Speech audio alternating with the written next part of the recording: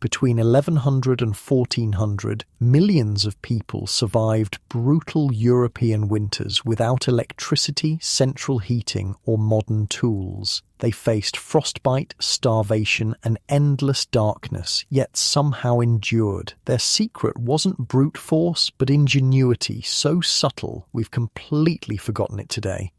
Here's what medieval survival actually looked like, and why it might save your life when modern systems fail. Okay, so if you're here a lot, you know I ask for likes and subscribes, but seriously, where are you guys? Comment your location and time. Sometimes I see someone from California listening at 3 p.m. and I'm like, are you napping? We're heading to medieval Europe in a minute. First, though, get comfortable. Seriously, take a second. Adjust whatever needs adjusting. You're not going to want to move once we start. The cold hits first. Your eyes snap open to darkness and that bone-deep chill that tells you the fire died hours ago. Frost glitters on the inside of your wooden shutters. Your breath hangs visible in the air above you, not like your heated bedroom right now. No thermostat to bump up a few degrees, no electric blanket to switch on. You're wrapped in a scratchy wool blanket that smells faintly of smoke and sheep. The straw mattress beneath you crackles as you shift. Your joints ache from the cold, fingers stiff as you pull the blanket tighter. You're gonna be late, Elric. Your brother's voice from the darkness. Somehow, he always wakes before you do. You groan as you swing your legs over the edge of your sleeping platform. The wooden floor is like ice against your bare feet. The keeper's already heading up the hill, your brother says, already pulling on his worn leather boots. Shit, not today of all days. Hold up, you mumble, your voice thick with sleep. I'm coming. You dress quickly in the dark. Woolen underclothes, rough linen shirt, leather jerkin, thick woolen hose tied at the waist. No time to eat, no time to wash. The keeper waits for no one, not even his new apprentice. You stumble out the door behind your brother into the pre-dawn darkness of the village. The sky holds just enough light to outline the thatched rooftops against the stars. The air smells like wood smoke, damp earth, and the sour tang of the midden heap at the village edge. There he goes, your brother whispers, pointing to a hunched figure moving steadily up the path toward the forest. The old man doesn't use a torch, doesn't need one. He's walked this path every morning for 40 years. You break into a jog, feet crunching on the frozen ground. Your empty stomach protests. A day of hungry work ahead. Master Wulfric, you call, voice hushed but urgent. Wait for me. The old man doesn't slow or turn, just keeps his steady pace up the hill. His dark silhouette carries something in each hand. A leather pouch slung over one shoulder, a wooden box tucked under his arm. You catch up, breathing hard, your lungs burning from the cold air. You're late, the old man says simply, no anger in his voice, just fact. Sorry, master, the fire went out and the fire went out, he repeats, cutting you off. And why did that happen? You swallow. Day one as the keeper's apprentice, and you've already failed the most basic test. Because I didn't bank it properly before sleeping. The old man finally stops, turning to look at you. His face is a maze of wrinkles in the dim light, but his eyes are sharp. And what did that cost you this morning? You're about to say something flippant, but stop yourself. The old man isn't asking about convenience. Warmth, time, energy to restart it, wood that we could have saved. He nods, satisfied with your answer. Fire is life, boy. Let it die, and a little of you dies with it.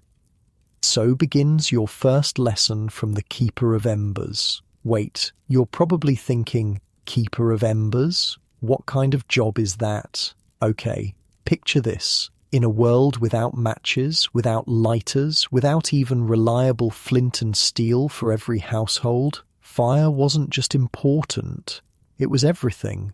And starting a fire from scratch? That could take hours of work. Hours you didn't have when you were freezing, when food needed cooking, when darkness was falling. So medieval people didn't play around with fire. They developed something far more reliable, a system so effective, so ingenious that modern survivalists haven't even figured it out yet. You follow Master Wulfric as he crests the hill, coming to the small stone hut that serves as the keeper's workshop. It's one of the only stone buildings in the village, aside from the church. That's how important this place is. First task of every morning, he says, pushing open the heavy wooden door. The smell hits you immediately, a complex mix of herbs, smoke, dried clay, and something earthy you can't quite place. We check the bundles. Inside, you can see the faint red glow coming from what looks like dozens of small clay pots arranged on stone shelves, each one about the size of your palm, sealed with wax around wooden plugs.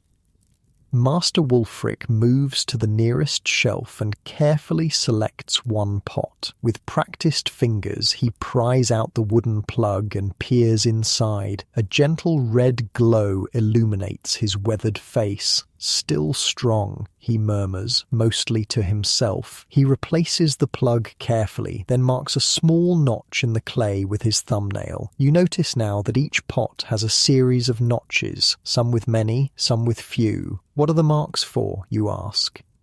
Days, he says simply. This one's been alive for 36 days now. 36 days? You can't hide your disbelief. The fire's been burning in there for over a month? The old man chuckles. Not fire, boy, ember, and this isn't even close to the record. He points to a larger pot in the corner, treated with obvious reverence. That one's been smouldering for nearly 2 months. You stare at the innocuous clay pot. How is that possible? Sit, he says, gesturing to a small wooden stool. I'll show you the secret that keeps our village alive through winter. Master Wulfric moves to his work table, selecting a hollow reed stem about the thickness of your thumb and length of your forearm. The fire bundle, he explains, is the most valuable thing a traveller can carry, more important than gold, more crucial than weapons. He holds up the reed. Elder works best, though reed will do in a pinch. The secret is in the preparation. You watch as he takes a small ember from one of his pots using a metal tool. The ember glows bright orange in the dim room. First, you need perfect embers, not too hot, not too cool. He carefully places the ember inside the hollow reed. Then, you seal both ends. Clay, wax, mud, in an emergency. Leave just enough air holes to keep it alive. He demonstrates, sealing one end with clay, poking a tiny pinhole in it with a needle, then sealing the other end the same way. Too much air, it burns up in hours. Too little, it suffocates and dies. But get it just right. He holds up the finished bundle, and you have fire that travels with you for days, sometimes weeks. That's what's in all these pots, you ask, looking around the room with new understanding. Different types, different materials, different purposes. He points to various shelves. Those are for travellers heading north, those for the shepherds in the hills, those for the charcoal burners. He smiles slightly. Everyone needs fire, but not everyone can keep it alive. That's our job. But why not just use flint and steel, you ask? It seems simpler than this elaborate system. Master Wulfric's expression darkens. Let me tell you about last winter, he says quietly. 3 weeks of rain, everything soaked through. The Oswald family tried for 2 days to strike a spark that would catch. Their youngest, little girl, couldn't have been more than 4, died of cold before they managed it. The room feels suddenly colder as his words sink in. With a fire bundle, he continues, they would have had flame in seconds, no matter the weather, no matter how wet the wood. The ember inside stays protected, stays dry. He places a hand on your shoulder. We don't just keep fire, boy, we keep people alive. Outside, the sun finally breaks over the horizon, casting long shadows through the workshop's small window. The travellers will be coming soon, Master Wulfric says, moving toward a large wooden chest in the corner. They'll need fresh bundles for their journey. He opens the chest, revealing dozens of leather pouches and small wooden containers. Each traveller gets what they need based on their journey. Short trip, small bundle, long journey, multiple bundles to rotate.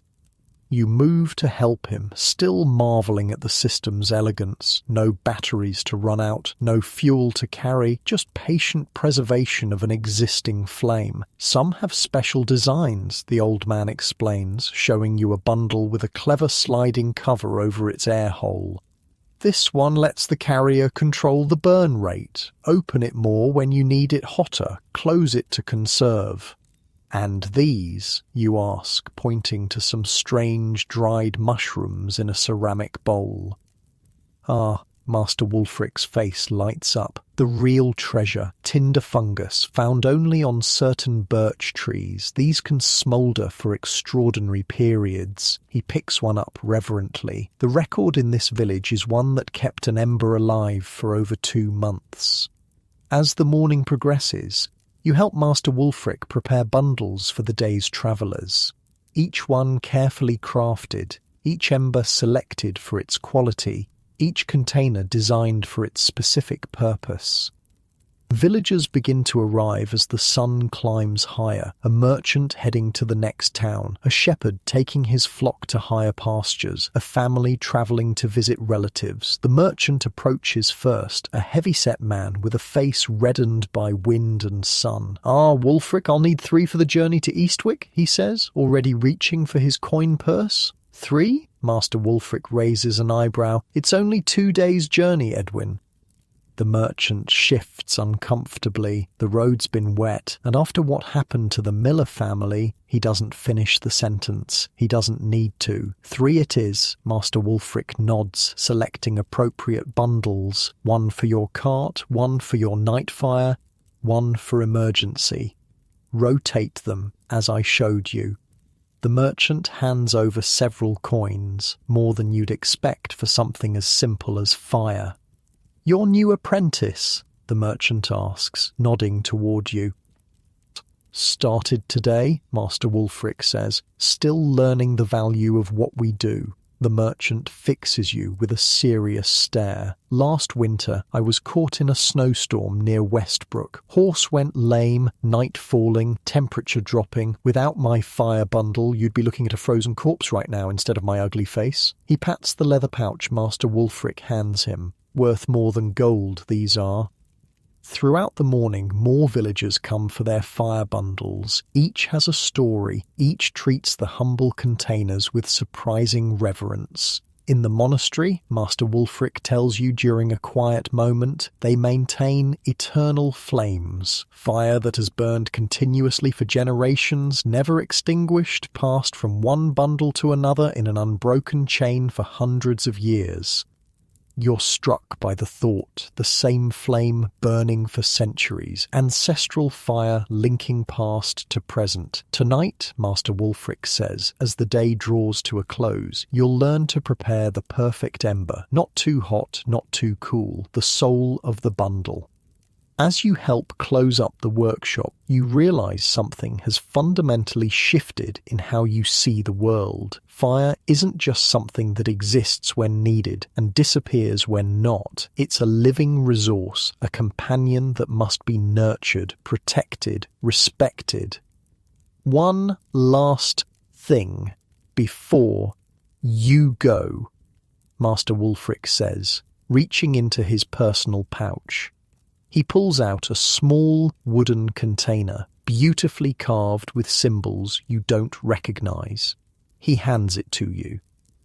Inside is a perfectly prepared fire bundle, your first. Never let your home fire go out again, he says quietly. This one will last a week if you're careful. Bring it back when it weakens and I'll show you how to transfer the ember. You clutch the container carefully, feeling its slight warmth against your palm. Inside this humble reed is something precious, not just heat or light, but security, survival, life itself.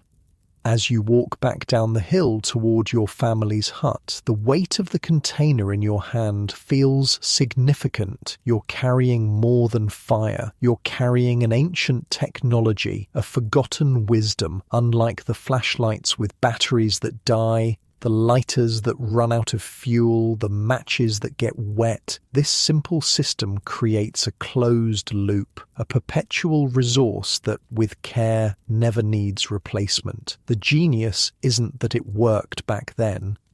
It's that we've forgotten it now, when we might need it most. In your warm, comfortable bed tonight, you don't have to worry about your fire going out. Your heating works automatically. Light comes at the flip of a switch, but somewhere in the back of your mind, a quiet voice might wonder, what would you do if those systems failed?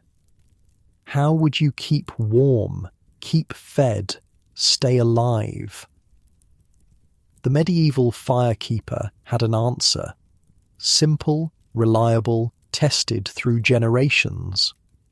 Sometimes the oldest solutions are still the best ones. Your family's hut comes into view. Tonight, thanks to your new knowledge, the fire won't go out. Tomorrow, there will be warm embers waiting to greet the dawn. And as the weeks pass, you'll learn there are more forgotten systems, equally ingenious, equally forgotten, that kept medieval people alive through challenges we can barely imagine. The fire bundle was just the beginning.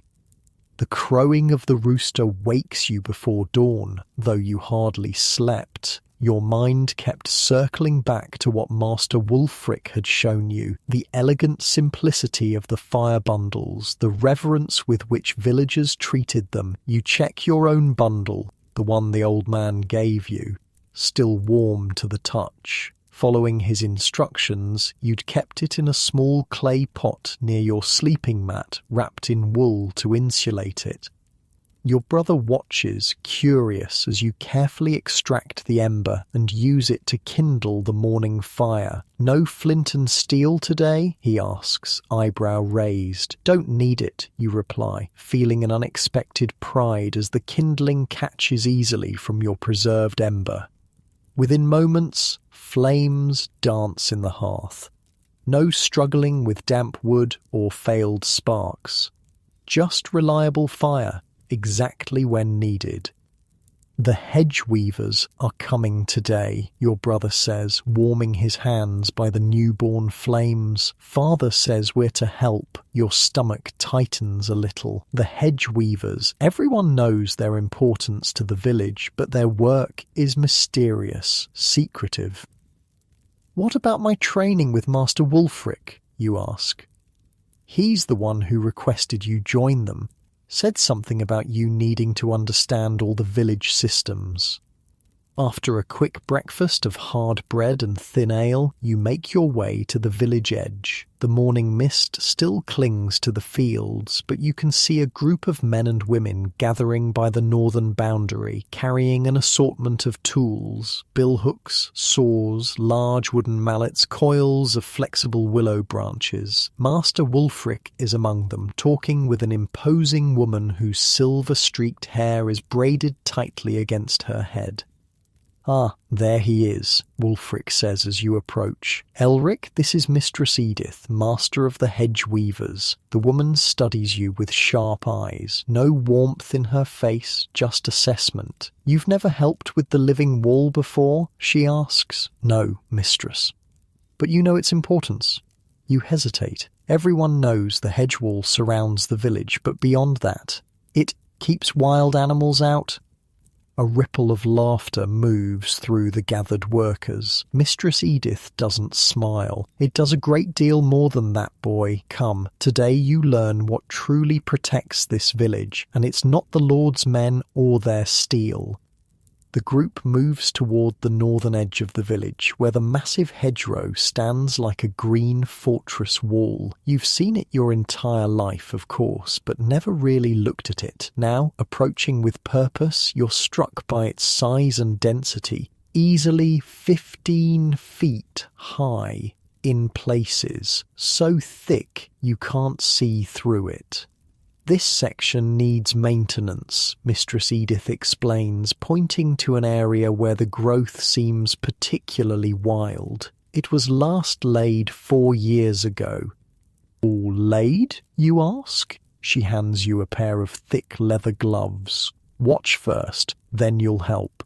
2 men approach a young tree growing within the hedgerow, a hawthorn with a trunk about as thick as your wrist. Using a billhook, one man makes a deep cut into the trunk, about 2 feet from the ground. Not enough to fell the tree, but enough to weaken it. The cut must be precise, Mistress Edith explains. Too deep, and the tree dies. Too shallow, and it won't bend properly. With the cut made, both men grasp the trunk and slowly, carefully bend it horizontal parallel to the ground. You expect it to snap, but the partial cut allows it to bend without breaking completely. This is hedge laying, she continues. We partially cut the living trees and bend them horizontally. As they heal, they'll grow both upward and outward, creating a living wall that can't be easily cut or burned. You watch in fascination as the men secure the bent tree using wooden stakes. The hawthorn now forms a living barrier about waist high. Your turn, Mistress Edith says, pointing to another young tree. Under her watchful eye, you make your cut, too shallow at first, and she has you deepen it slightly. The sensation of bending the living tree is strange. There's resistance, a tension that feels like the tree is fighting back until suddenly it gives way and lays horizontal. Good, she nods. Now you understand the basic technique, but this is just the beginning of what the living wall does for us. Throughout the morning, you work alongside the hedge weavers. It's harder labour than you expected, and your hands blister despite the gloves. But slowly, you begin to see the genius of the system. Notice what we plant where, Mistress Edith says during a brief rest. She points to different sections of the hedge. Hawthorn and blackthorn provide the structure, with their thorns creating an impenetrable barrier. She's right, the thorns on these trees are vicious, some nearly 2 inches long and sharp as needles. But look closer. What else do you see woven among them? You peer into the dense growth and begin to notice what you'd overlooked before. Apple and pear trees, carefully grafted and woven into the structure. Wild plums, hazelnuts, berries of all kinds. The hedge feeds us, you realise aloud. Mistress Edith nods. A well-maintained hedge provides fruit from spring through autumn. During the famine 3 years ago, these berries kept children from starving. One of the older workers, a man with a heavily lined face, chimes in. My grandfather said in the great hunger of his youth, half the village survived on hedge fruit when the crops failed. And look here, Mistress Edith guides you to another section. Elder, willow, yarrow, comfrey, all with medicinal properties. So it's a living pharmacy too, you say, beginning to understand. Indeed. The same barrier that keeps wolves and raiders out also provides medicine, food, and materials.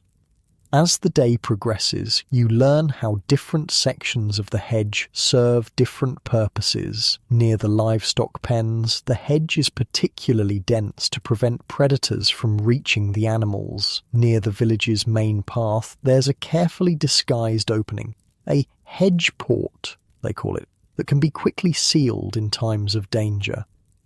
Only villagers know about this entrance, Mistress Edith explains. If raiders come, they'll waste time searching for a way through while we seal this passage. You help as they demonstrate how bundles of blackthorn can be quickly positioned to close the gap, creating a barrier so thorny that no one would dare push through it.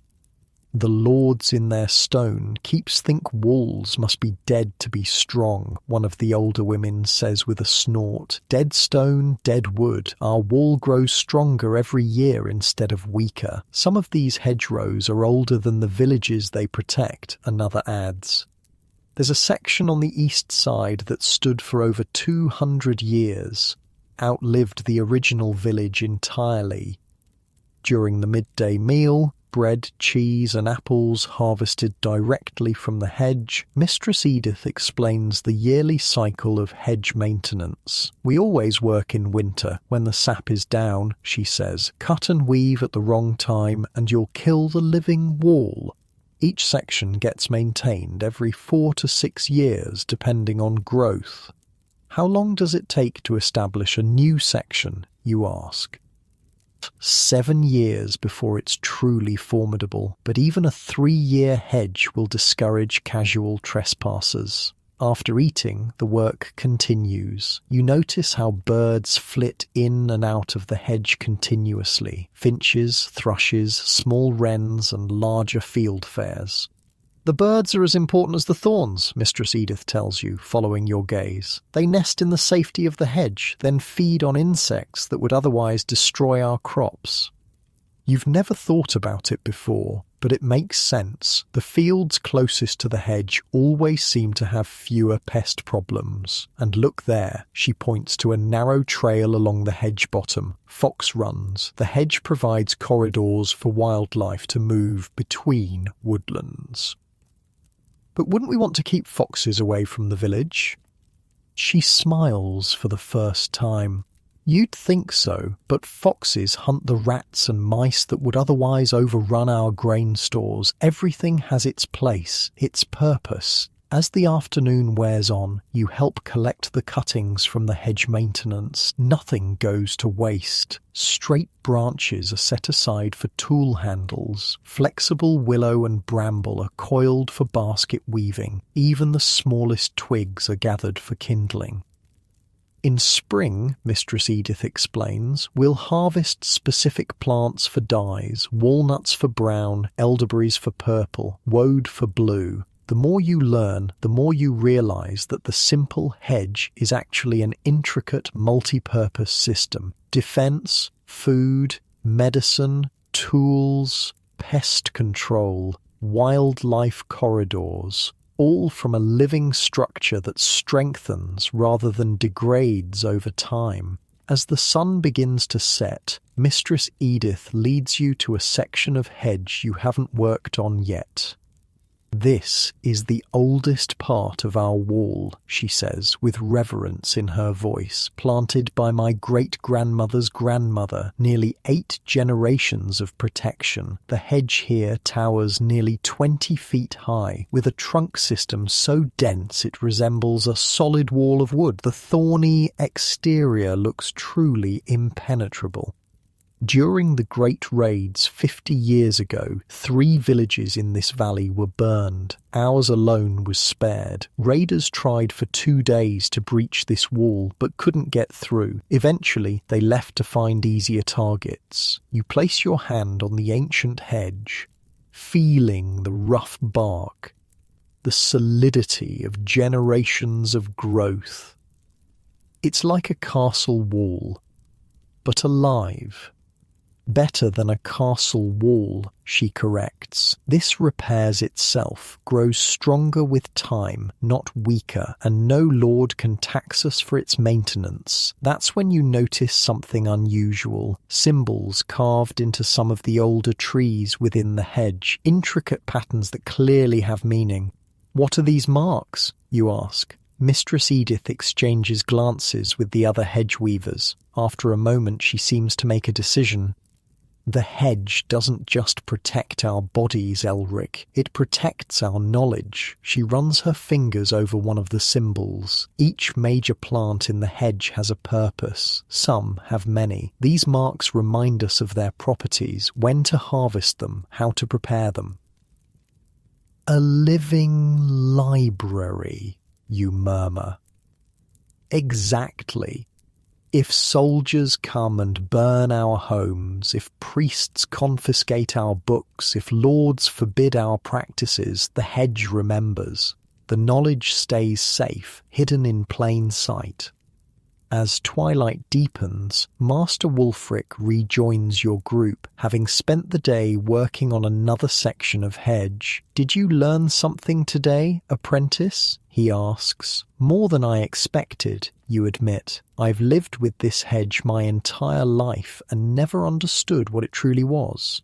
He nods, satisfied. The best protections are often the ones no one recognizes as protections. Remember that. Before you leave, Mistress Edith hands you a small bundle of hedge cuttings. "Plant these along the north side of your family's hut," she instructs. "In 3 years, you'll have a small food hedge of your own. In 7, it will protect your home as effectively as any guard." You take the bundle carefully. Seeds and cuttings of hawthorn, blackthorn elder, hazel, and crab apple. The beginnings of your own living wall. "Thank you," you say, understanding this is more valuable than it appears.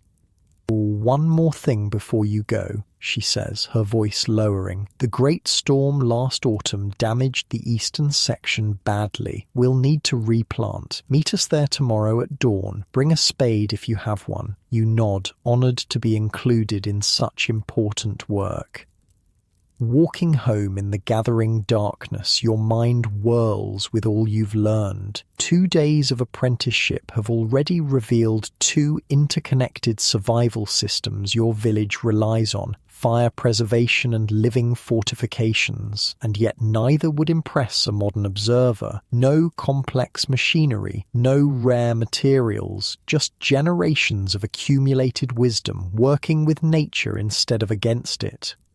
Your brother is waiting when you return home, curious about your day with the hedge weavers. "Did they show you the hawk's nest?" he asks as you warm yourself by the fire, still burning strong thanks to your morning ember. "Hawk's nest? No. Why?" He grins. "There's a pair of hawks that nest in the tallest part of the southern hedge each year. The weavers protect them because they keep the pigeon population in check. The pigeons would destroy our seeds otherwise."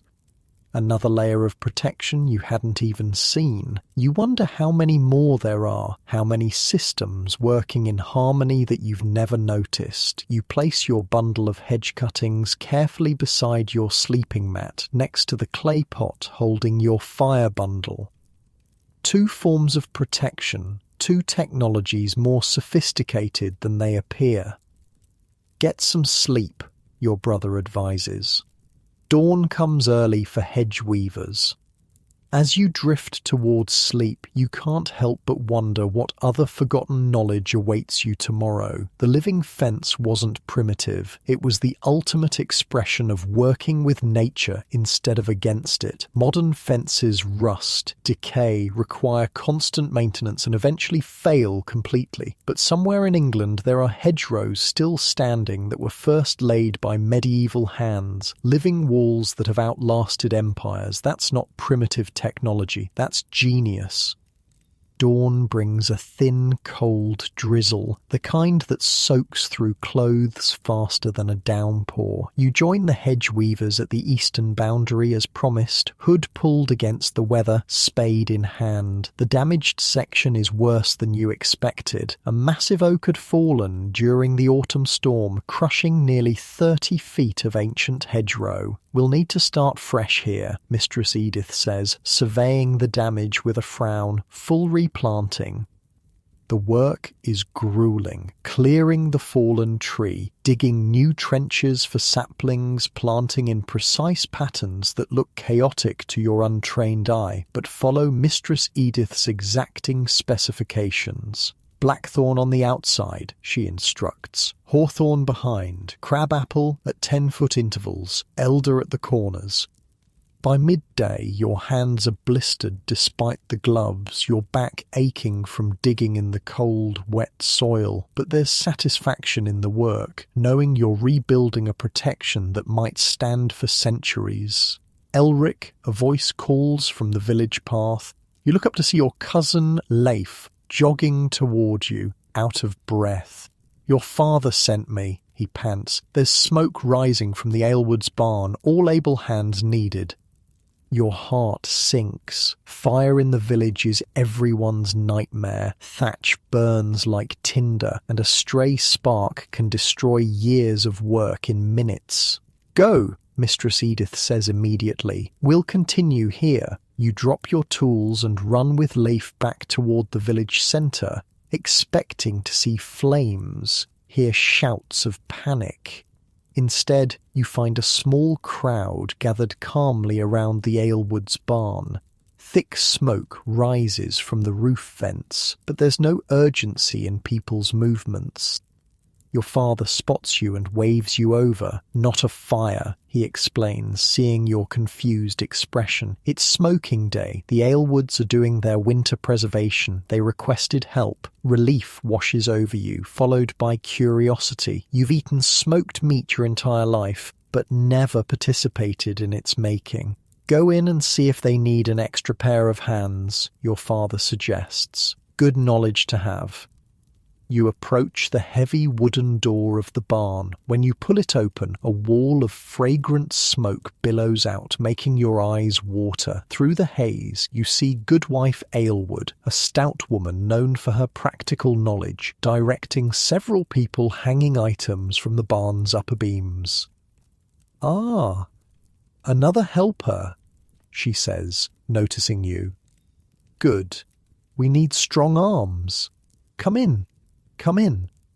Stepping into the smoke-filled barn is like entering another world. The light filters through the haze in strange patterns, creating an otherworldly glow. Your eyes sting at first, but you quickly adjust. What surprises you most is what's being smoked. You expected to see meat, hams, bacon, perhaps some fish. And yes, those are here, hanging from the highest beams. But there's so much more. "Take these up to the middle racks," Goodwife Aylwood instructs, handing you several large cloth sacks. Not too high, mind you, that's for the meat only. The sacks are heavy, filled with what feels like grain. You raise your eyebrows in question. "Barley," she confirms. "And those over there are rye and wheat. The smoke keeps the weevils and moths away." You climb the wooden ladder to the middle level of the barn, where several horizontal poles create a series of racks. Following the instructions of another worker, you hang the sacks so they're fully exposed to the smoke but not directly over the fire pits below. "Why different heights?" you ask the worker, a middle-aged man with a smoke-darkened face. "Heat and smoke density," he explains. "Meat needs the hottest smoke to kill rot. Grains need medium heat to drive off pests. Delicate things like herbs and medicines need the gentlest smoke." Looking up, you see the system now, a careful arrangement by height.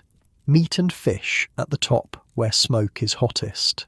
Grain sacks in the middle, and at your eye level, bundles of herbs, flowers, and what appear to be medicinal plants spread on wide, flat racks. "Is this all from one family?" you ask, surprised by the quantity. The man laughs. No, the whole village uses the Aylwood smoke barn. They have the best setup, and Goodwife Aylwood knows the smoke better than anyone. Each family brings their goods on their assigned day. Back on the ground floor, you report to Goodwife Aylwood for more instructions. "What's burning?" you ask, noticing multiple fire pits with different coloured smoke rising from each. She gives you an appraising look. "You've an interest in the smoke craft." "I'm learning the village systems," you explain. "Master Wulfric's apprentice." Her expression changes to one of respect. "Ah, the new keeper in training.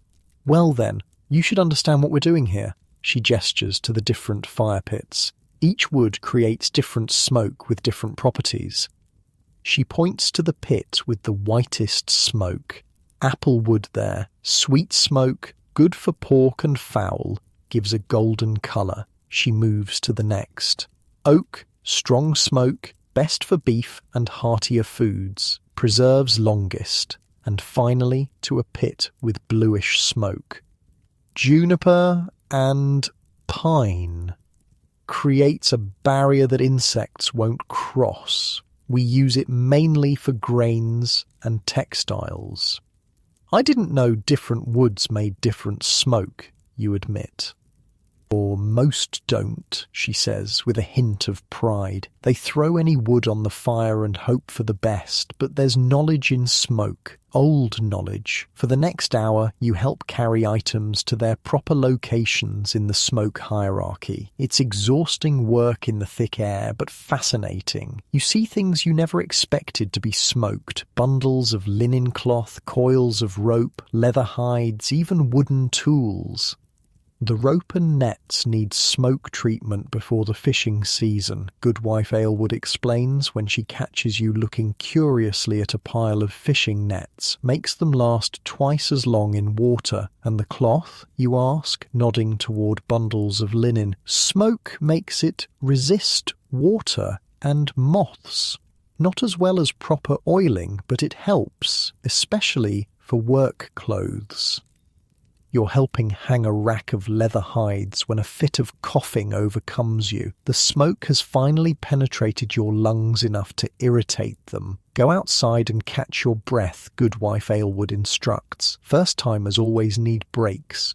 Grateful, you step outside into the cool air. Your clothes reek of smoke, and you can taste it on your tongue, but the fresh air is a relief. Several others are also taking breaks, sitting on logs near the barn entrance.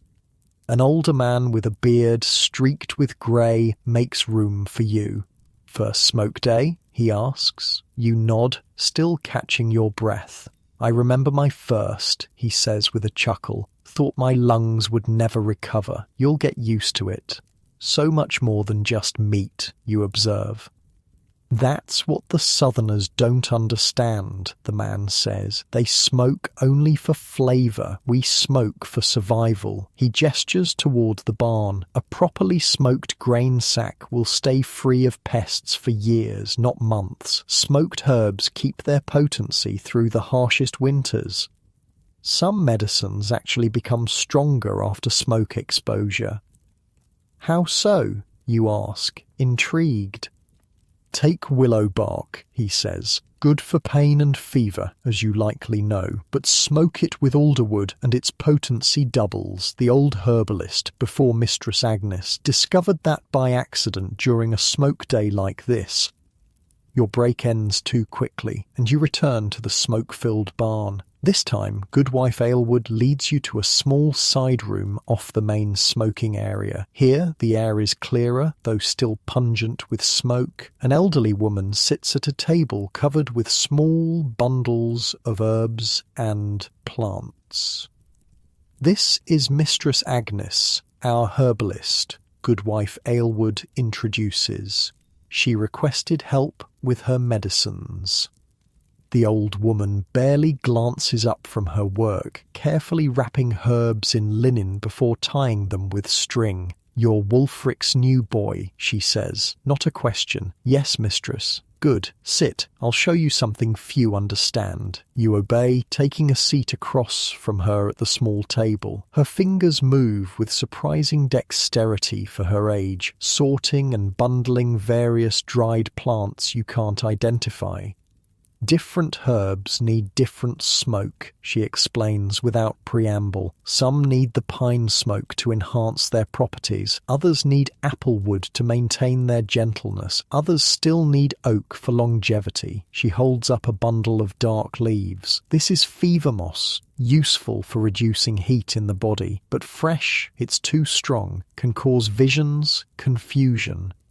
She sets the bundle in a small basket separate from the others. This will go to the gentlest smoke, just enough to mellow its effects without reducing its healing power. For the next hour, you help Mistress Agnes prepare her medicinal herbs for smoking. Each has its specific needs, its particular placement within the smoke hierarchy, its precise, almost ritualistic work.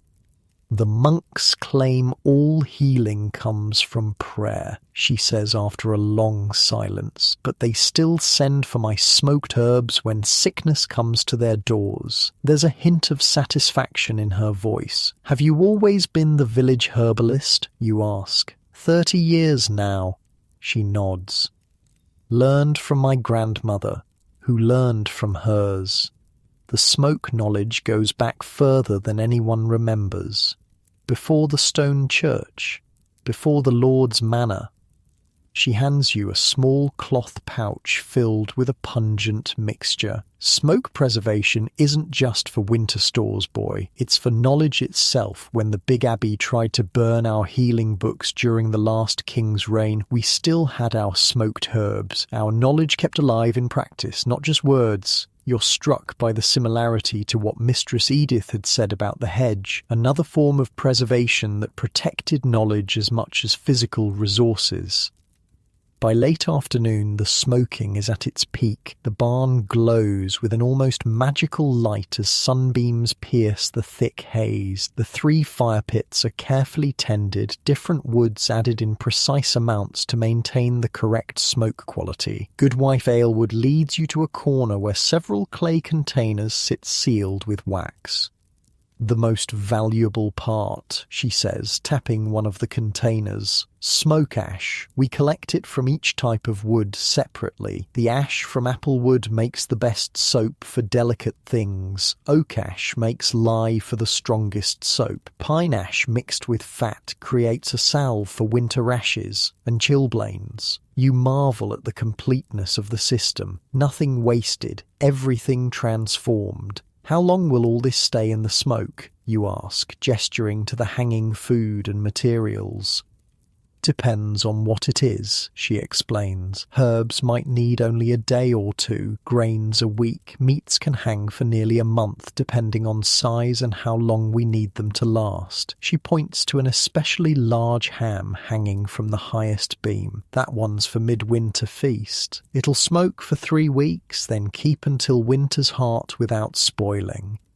Your father finds you as the day's light begins to fade. Your eyes are red, your throat raw from the smoke, but your mind is alive with new understanding. Learned something? He asks as you walk home together. More than I expected, you admit. I thought smoking was just for flavour. He laughs. That's what the rich lords think too. They smoke meat to make it taste better. We smoke to survive winter. At home, your mother has a bath waiting, a rare luxury but necessary to remove the smoke smell saturating your clothes and hair. As you scrub, you reflect on the day's lessons. Modern people with refrigerators and chemicals might look at a smokehouse as primitive, but the smoke preservation system you witnessed was anything but simple. It was chemistry and timing, knowledge refined through generations of trial and error. It was alchemy, turning the perishable into the permanent using nothing but carefully controlled smoke. After bathing, you join your family for the evening meal. Your mother has prepared a stew featuring smoked venison from last season, still perfectly preserved despite being nearly 5 months old. The Aylwards finished their big smoking today, you tell her between bites. Goodwife Aylward showed me the different woods they use. Did she show you the smoke barrels for the beekeepers? Your mother asks. You shake your head, realizing there was yet another aspect you hadn't even seen. They create special smoke from certain herbs, she explains. The beekeepers use it to calm the bees during honey collection. But it has to be exactly the right mixture, or it harms the hive. Another layer of knowledge, another refined technique hidden within what appeared simple from the outside. That night, as you lay in bed, you notice something. Your smoky clothes hanging by the door to air out have attracted no moths. The smell that clings to them despite your bath is keeping insects at bay, exactly as Goodwife Aylward had explained. Protection and preservation, the common themes emerging from everything you're learning.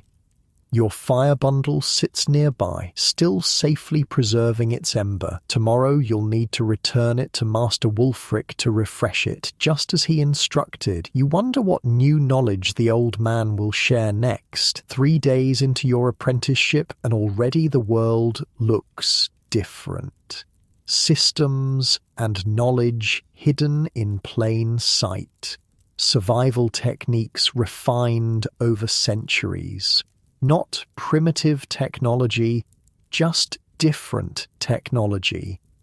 Perfect for its time, and perhaps, you think as you drift towards sleep, still perfect for times when modern methods fail. Morning comes with frozen dew and clear skies, a rare cloudless day that promises little warmth despite the sunshine. You return your fire bundle to Master Wulfric, as instructed, finding him already at work in his stone hut atop the hill. "How was your time with the hedge weavers and the smoking barn?" he asks, carefully examining your bundle.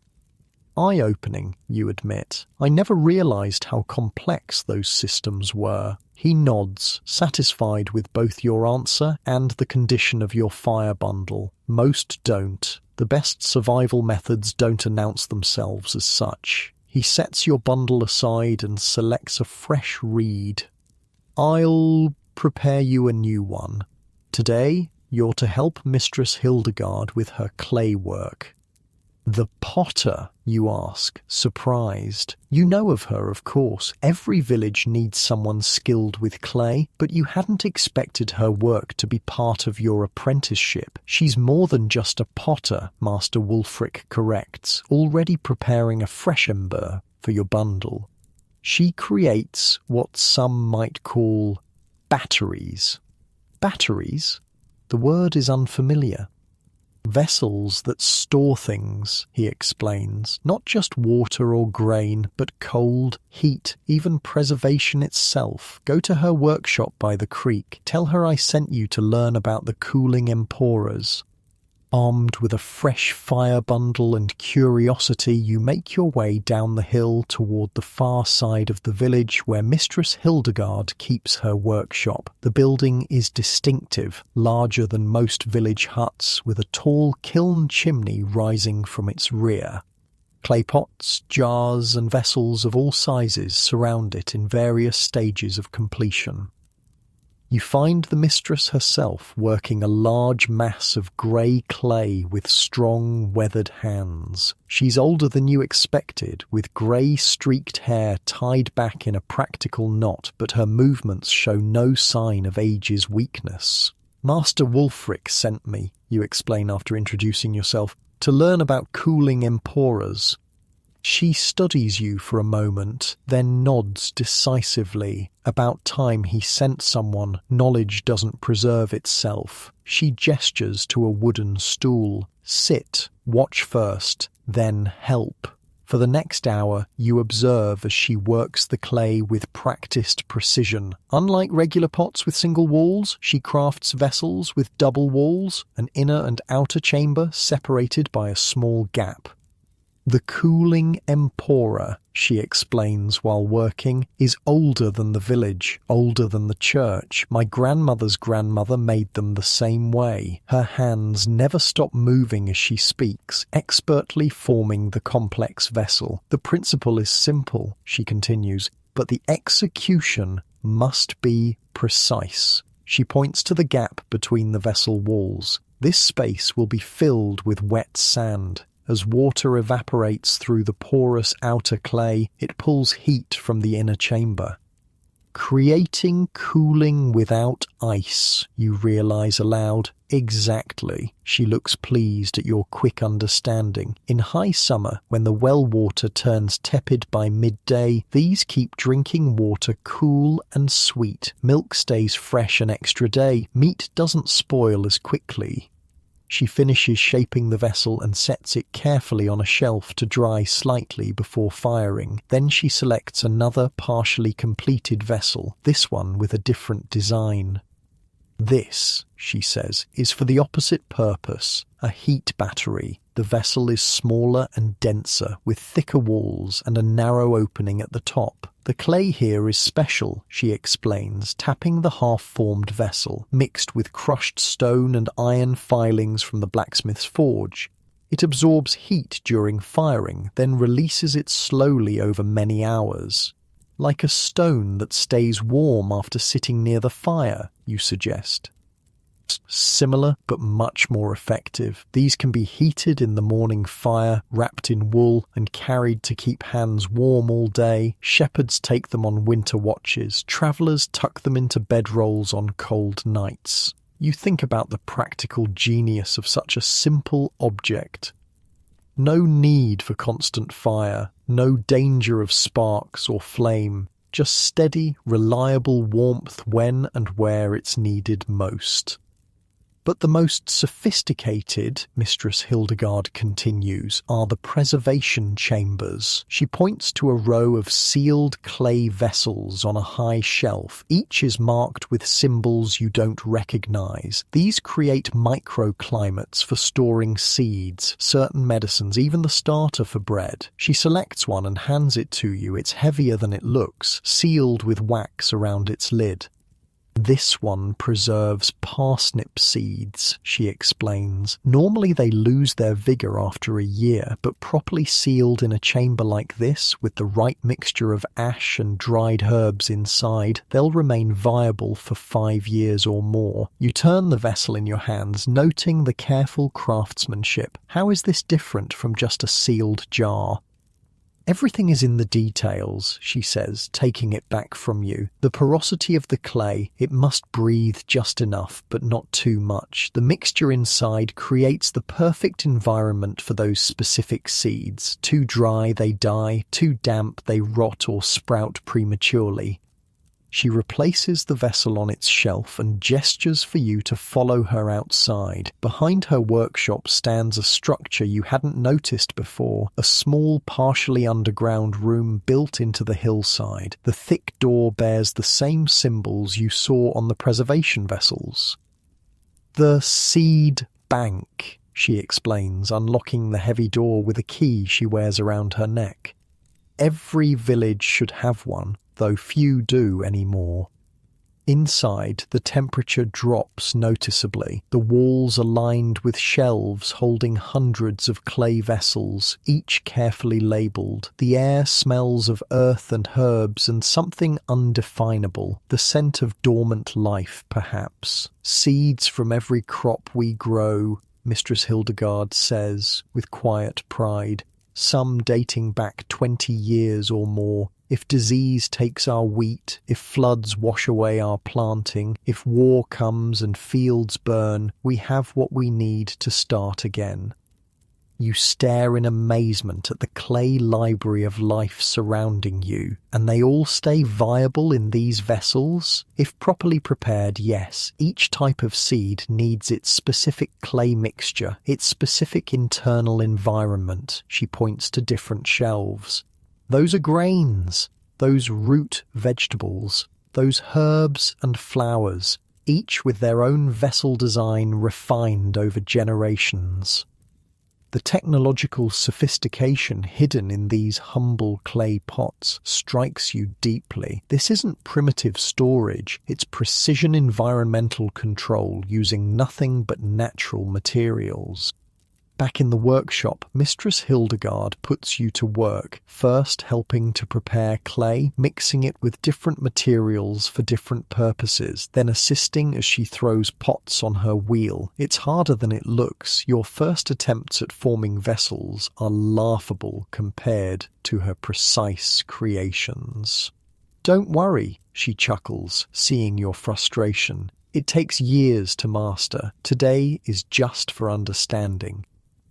Midday brings a short break. You share a simple meal of bread and cheese, eating outside in the winter sunshine. Despite the clear sky, the air remains bitterly cold. Perfect weather for demonstrating the cooling Empora's cousin, Mistress Hildegard says, disappearing briefly into her workshop. She returns with what looks like an ordinary clay pitcher, but with subtle differences you now recognize: double walls, slightly porous outer surface.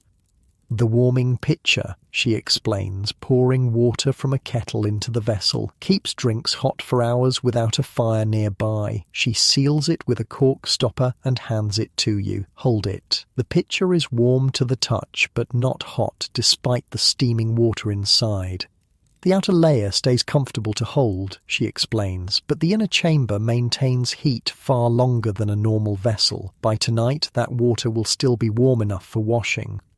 How many different vessels do you make? You ask, marvelling at the ingenuity. Dozens of designs, each with a specific purpose. She gestures around the yard at the various pots and jars in different stages of completion: cold storage, heat retention, seed preservation, fermentation control, even moisture regulation for certain crafts.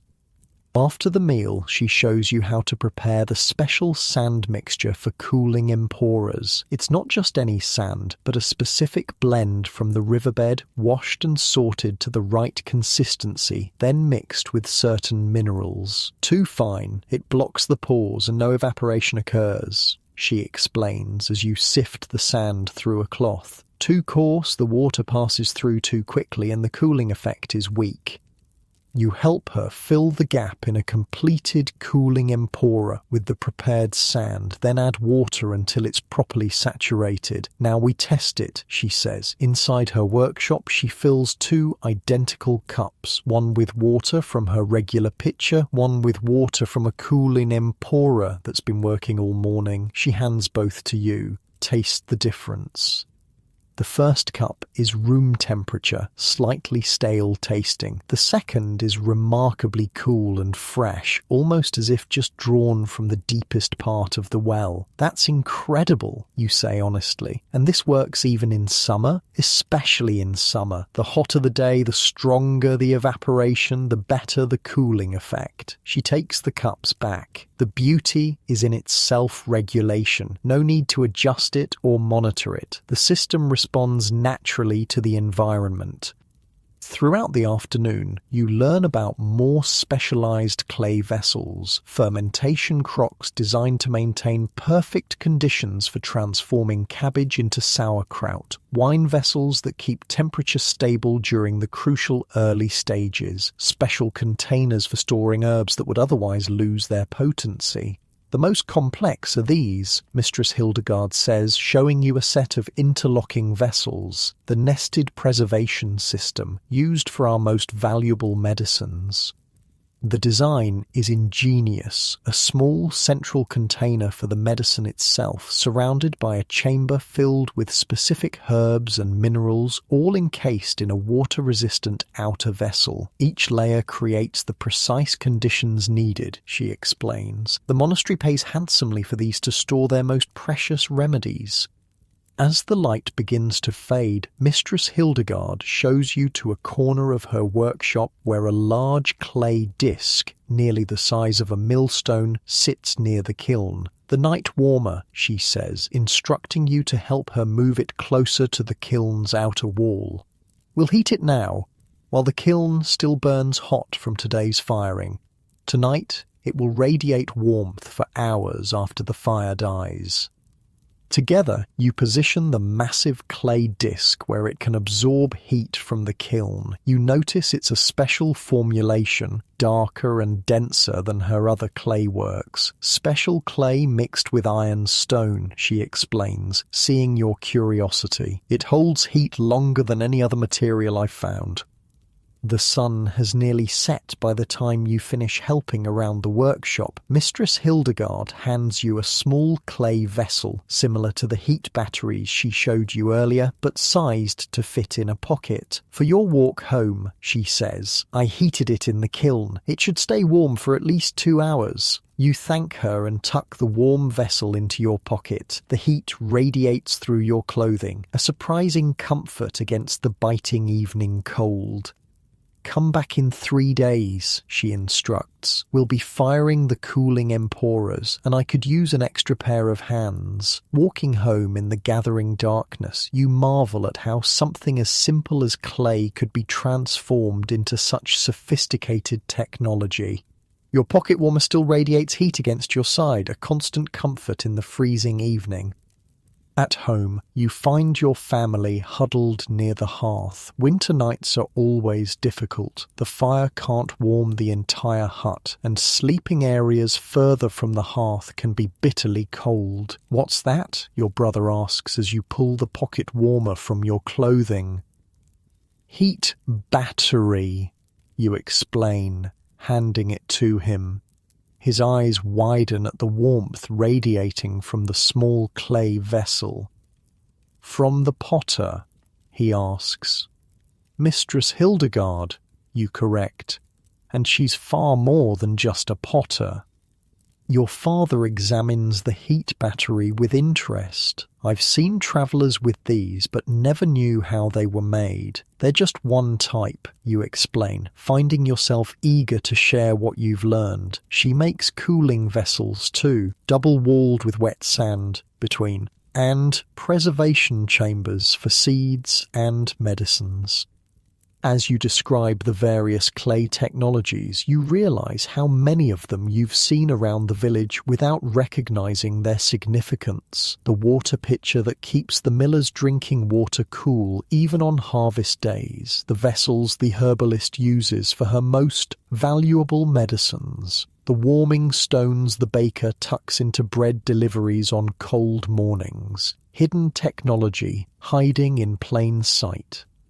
That night, you place your pocket warmer at the foot of your sleeping mat before getting under the blankets. The gentle heat warms your perpetually cold feet, a small luxury you've never experienced before. Such a simple thing, yet so effective. As you drift towards sleep, your mind returns to Mistress Hildegard's seed bank, those humble clay vessels preserving life through winter, through drought, through disaster, ensuring survival not just for one season but for generations to come. Modern storage depends on plastic, on refrigeration, on technology that inevitably fails. But these clay technologies, they could work forever, created from the earth itself, not primitive at all, just perfectly adapted for their purpose. Morning arrives with the soft patter of rain against the thatch. The gentle sound would normally lull you back to sleep, but today there's urgency in the household. Your father's boots have sprung a leak, a disaster in winter when dry feet can mean the difference between health and sickness. "They're my only good pair," he mutters, examining the cracked leather with a frown. Water from yesterday's work in the fields has seeped through, leaving the leather stiff and damaged. "Can't afford new ones before spring." Your mother glances at you over her breakfast porridge. "Didn't you say Master Wulfric was teaching you the village systems? Perhaps he knows someone who could help." You think about the knowledge you've gained over the past few days. Firekeeping, hedge weaving, smoke preservation, clay crafting, but nothing specifically about leather repair. Still, Master Wulfric would know who to ask. The morning rain has settled into a steady drizzle by the time you reach Master Wulfric's hut on the hill. You find him sorting through a collection of dried plants, carefully separating leaves from stems. "Father's boots are leaking," you explain after greeting him. "We can't afford new ones. Is there someone in the village who could help?" Master Wulfric sets aside his work and considers for a moment. Interesting timing. Goodwife Marta begins her waterproofing work today. The hunting party returns tomorrow and their gear will need treatment. He nods decisively. "Go to the tanner's yard. Tell Marta I sent you to learn about friction glaze." The tanner's yard sits downwind of the village for good reason. The process of turning animal hides into usable leather produces smells that turn stomachs. But today, as you approach, the usual stench is masked by a different scent, sharp, resinous, almost pleasant. You find Goodwife Marta working in an open-sided shed adjacent to the main tanning area. She's a sturdy woman with muscular arms and hands stained dark from years of working with tanning agents. 3 large pots bubble over small fires, each emitting a different coloured steam and distinct smell. Several village children help with simple tasks, stirring pots, sorting materials, carrying water. Unlike the main tanning work, this seems to be a process villagers are eager to assist with. Master Wulfric sent me, you explain, approaching Goodwife Marta, to learn about friction glaze. My father's boots are leaking. She looks you up and down, then nods. Wulfric's new apprentice, heard about you. She wipes her hands on her apron. Boots are easy enough. We'll do them last after you've learned the process. She gestures to the bubbling pots. Friction glaze is all about the right ingredients and proper application. Nothing else works as well for keeping water out while letting sweat escape. She taps the largest pot. This is the base, pine resin collected last spring when the sap runs strongest. Rendered animal fat from last month's slaughtering, beeswax from the summer hives. The mixture in the pot has a golden amber colour and gives off a rich woody scent. Different items need different mixtures, she continues, moving to the second pot. This one's for fishing nets and ropes, more resin, less wax, with crushed charcoal added to fight rot in water. The second mixture is darker, almost black. The third pot contains a paler, more translucent substance, and this is for finer leathers and cloth, lighter, with more beeswax for flexibility. A village man approaches with a heavy woolen cloak draped over his arm. For the hunting trip tomorrow, he explains, handing it to Goodwife Marta. Needs fresh treatment. Perfect timing, she tells you. You can learn on Oswald's cloak. She turns to the man. Come back before sundown. It should be ready by then. After he leaves, Goodwife Marta spreads the cloak on a large wooden table. Though clean, the wool shows signs of wear, with thin spots at the shoulders and elbows. First, we check for repairs needed, she explains, carefully examining the garment. Finding a small tear near the hem, she quickly stitches it with waxed thread. Always repair before waterproofing, otherwise the water finds the weakness. With the cloak prepared, she moves to the first pot and uses a wooden paddle to scoop some of the amber mixture into a shallow bowl. It has cooled enough to form a thick paste. "For now," she says, scooping a generous dollop onto her palm. The secret isn't just the mixture, it's the application. She hands you a smaller amount. Rub it between your palms until you feel the heat build. You follow her instructions, working the waxy substance between your hands. Initially stiff and resistant, it gradually softens as the friction warms it. "Feel that?" she asks. The heat is essential. It opens the fibres, allows the mixture to penetrate rather than just coat the surface. Once the paste has warmed sufficiently, she begins applying it to the cloak with vigorous circular motions. The pressure of her hands is substantial. This isn't gentle treatment, but forceful working of the material. Many people make the mistake of just smearing it on top, she explains, her strong arms never ceasing their motion. That creates a coating that cracks and peels, useless after a few rains. The mixture must become part of the material itself. She guides you to help, showing you how to apply proper pressure, how to work systematically across the fabric. It's hard labour. Within minutes your arms ache and sweat beads on your forehead despite the cool day. This is why it's called friction glaze, she says, noting your exertion. The friction does as much work as the mixture itself. For nearly an hour, you both work the water-resistant paste into every inch of the woolen cloak. Your hands develop a peculiar sensitivity. You can feel where the mixture has properly penetrated and where it hasn't. Good, Goodwife Marta nods, seeing you adjust your pressure over a particularly dense section of weave. You're learning to feel the difference. When the cloak is fully treated, she hangs it near one of the fires. Now it needs to set, not too close to the flame, just enough warmth to help it cure properly.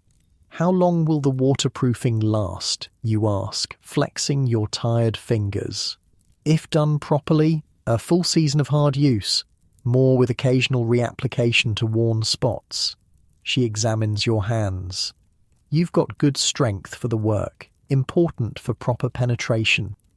Throughout the day, villagers bring various items needing waterproofing: leather bags, work gloves, wool socks, even wooden tool handles that would otherwise swell and crack from moisture. Each receives specific treatment, different mixtures, different application techniques. A fishing net is dipped in the dark mixture, then worked between strong hands until every fibre is impregnated. Leatherwork gloves receive the lighter paste, applied with special attention to the seams where water might penetrate. The hunters and shepherds rely on this protection, Goodwife Marta explains as you help treat a shepherd's heavy cloak. They spend weeks exposed to rain and snow. Without proper waterproofing, they'd suffer terribly. Wet clothes in winter can kill faster than lack of food. You think about how different this is from modern rain gear. No plastic, no synthetic coatings, yet clearly effective based on the villagers' confidence in the treatment. What makes it better than just oiling leather, you ask as you work on a pair of gloves. Oil wears off quickly, becomes rancid, attracts insects and mold. She shakes her head dismissively. And it doesn't work at all for wool or linen. The friction glaze forms a bond with the material, becomes part of it rather than just sitting on top. She points to a cloak hanging to cure. And unlike oil, it lets the body's moisture escape. You won't get soaked from your own sweat trapped inside. By midday, your arms feel like lead from the constant friction work, but you've developed a rhythm to the process. Each new item presents its own challenges. Dense wool requires more pressure, thin linen needs gentler but more persistent treatment, leather needs special attention at stress points. A young woman arrives with a small wooden cradle. "For my sister's new baby," she explains. "The roof leaks near where she sleeps." Goodwife Marta selects yet another mixture, this one with a different scent, sweeter and lighter. For the baby things, she explains to you. No pine resin, which can irritate delicate skin. We use birch instead, with extra beeswax. The application process is the same. Persistent friction until the mixture penetrates the wood. This will protect the cradle from drips without bringing harsh smells to the baby's bed, Goodwife Marta explains. As the afternoon progresses, you notice how Goodwife Marta adjusts her mixtures for different purposes. Some items receive additional ingredients: crushed charcoal for items exposed to strong sunlight, certain herbs mixed in to repel insects, fine mineral powder for flexibility in extreme cold. "The forest provides everything we need," she tells you while preparing a fresh batch. Pine for general waterproofing, spruce for items that need flexibility in cold, birch for items touching skin. She points to various containers of collected resins. Each has its properties, its purpose. You help collect fresh rainwater in buckets placed outside the shed's overhang. This water, she explains, is used to test the waterproofing. The best way to know if the treatment worked, she says, taking the now cured shepherd's cloak down from its hanging place. She pours water over the wool. Instead of soaking in, the droplets bead beautifully on the surface, rolling off without leaving a trace of dampness behind. "Perfect," she nods with satisfaction. "That will keep Cedric dry even in the worst mountain storms." Late in the day, a grizzled old hunter arrives with an assortment of leather goods, a quiver, knife sheaths, and a weather-beaten hunting bag. The eastern forests are flooded this season, he explains. We'll be wading through swamp for days. Need the best you've got, Marta. She selects ingredients with particular care for his equipment, creating a mixture you haven't seen used yet, darker, with a greenish tint. Special blend, she tells you quietly as the hunter steps outside for a moment, with added moss extract for disguising human scent, makes him harder for animals to detect downwind. The hunter's gear receives the most thorough treatment of the day. Every stitch, every seam, every potential entry point for water gets special attention. You help with the simpler pieces, now confident enough in the technique to work somewhat independently. The difference between dry feet and wet feet can mean life or death on a winter hunt, the hunter tells you seriously as he watches you work. Few years back, a young hunter ignored Marta's advice, didn't get his boots properly treated, lost 2 toes to frostbite after they got soaked crossing a stream. Finally, late in the day, good wife Marta turns her attention to your father's boots. She examines them critically, noting the worn spots and cracked areas. These needed treatment months ago, she scolds mildly, but we can still save them. She selects ingredients carefully, creating a custom mixture for the damaged leather. First, she has you clean the boots thoroughly with a damp cloth, removing all dirt and old, flaking waterproofing. Now watch closely, she instructs. You'll need to do this for your family in the future. Her technique for the boots is slightly different. She heats the mixture more before application and works it into the leather with even more vigorous friction than before. The pressure is so intense that the leather actually warms from the effort. For damaged leather, we need deeper penetration, she explains. The mixture must reach through the entire thickness to restore flexibility and waterproofing. It takes nearly an hour to properly treat both boots. By the end, your arms burn with exhaustion, but the transformation is remarkable. The once stiff, cracked leather has become supple again, with a soft sheen that sheds water instantly when tested. They'll need a second treatment in a fortnight, Goodwife Marta says, setting the boots near the fire to cure. But this will keep them waterproof through the worst of winter if he's careful. As the day's work winds down, villagers return to collect their treated items. Each person tests their goods with the rainwater, nodding with satisfaction as droplets roll off instead of soaking in. You notice how each treated item maintains its original properties. Wool still feels like wool, leather like leather, but with the added resistance to water. Unlike modern plastic coatings that change how a material feels, this treatment enhances without fundamentally altering. One last thing before you go, Goodwife Marta says as you prepare to leave with your father's boots. She hands you a small clay pot with a tightly fitted lid. Inside is a portion of the waterproofing mixture for emergency repairs, she explains. If the boots begin to leak again before spring, warm this between your hands and work it into the problem area. Not as good as a proper treatment, but it will get him through until you can bring them back. You thank her and carefully pack the precious mixture in your bag alongside the boots. Come back when you have time, she adds. There's more to learn about protection from the elements, different mixtures for different seasons. Spring treatments need to repel insects as well as rain. Summer treatments need to allow more cooling. Winter treatments need more flexibility in extreme cold. Walking home as the day fades, you marvel at the sophistication of what you've learned. To an outsider, it might look like simply rubbing wax onto fabric, but you now understand the precise combinations, the specific application techniques, the careful curing process that turns simple ingredients into exceptional protection. Your modern rain jacket, waiting in your closet in 2025, will eventually degrade, its synthetic waterproofing failing after a few years. But the friction glaze system you've just learned has worked reliably for centuries, using only materials found in any forest. At home, your father examines his transformed boots with amazement. Better than when they were new, he admits, bending the now supple leather that was stiff and cracked this morning.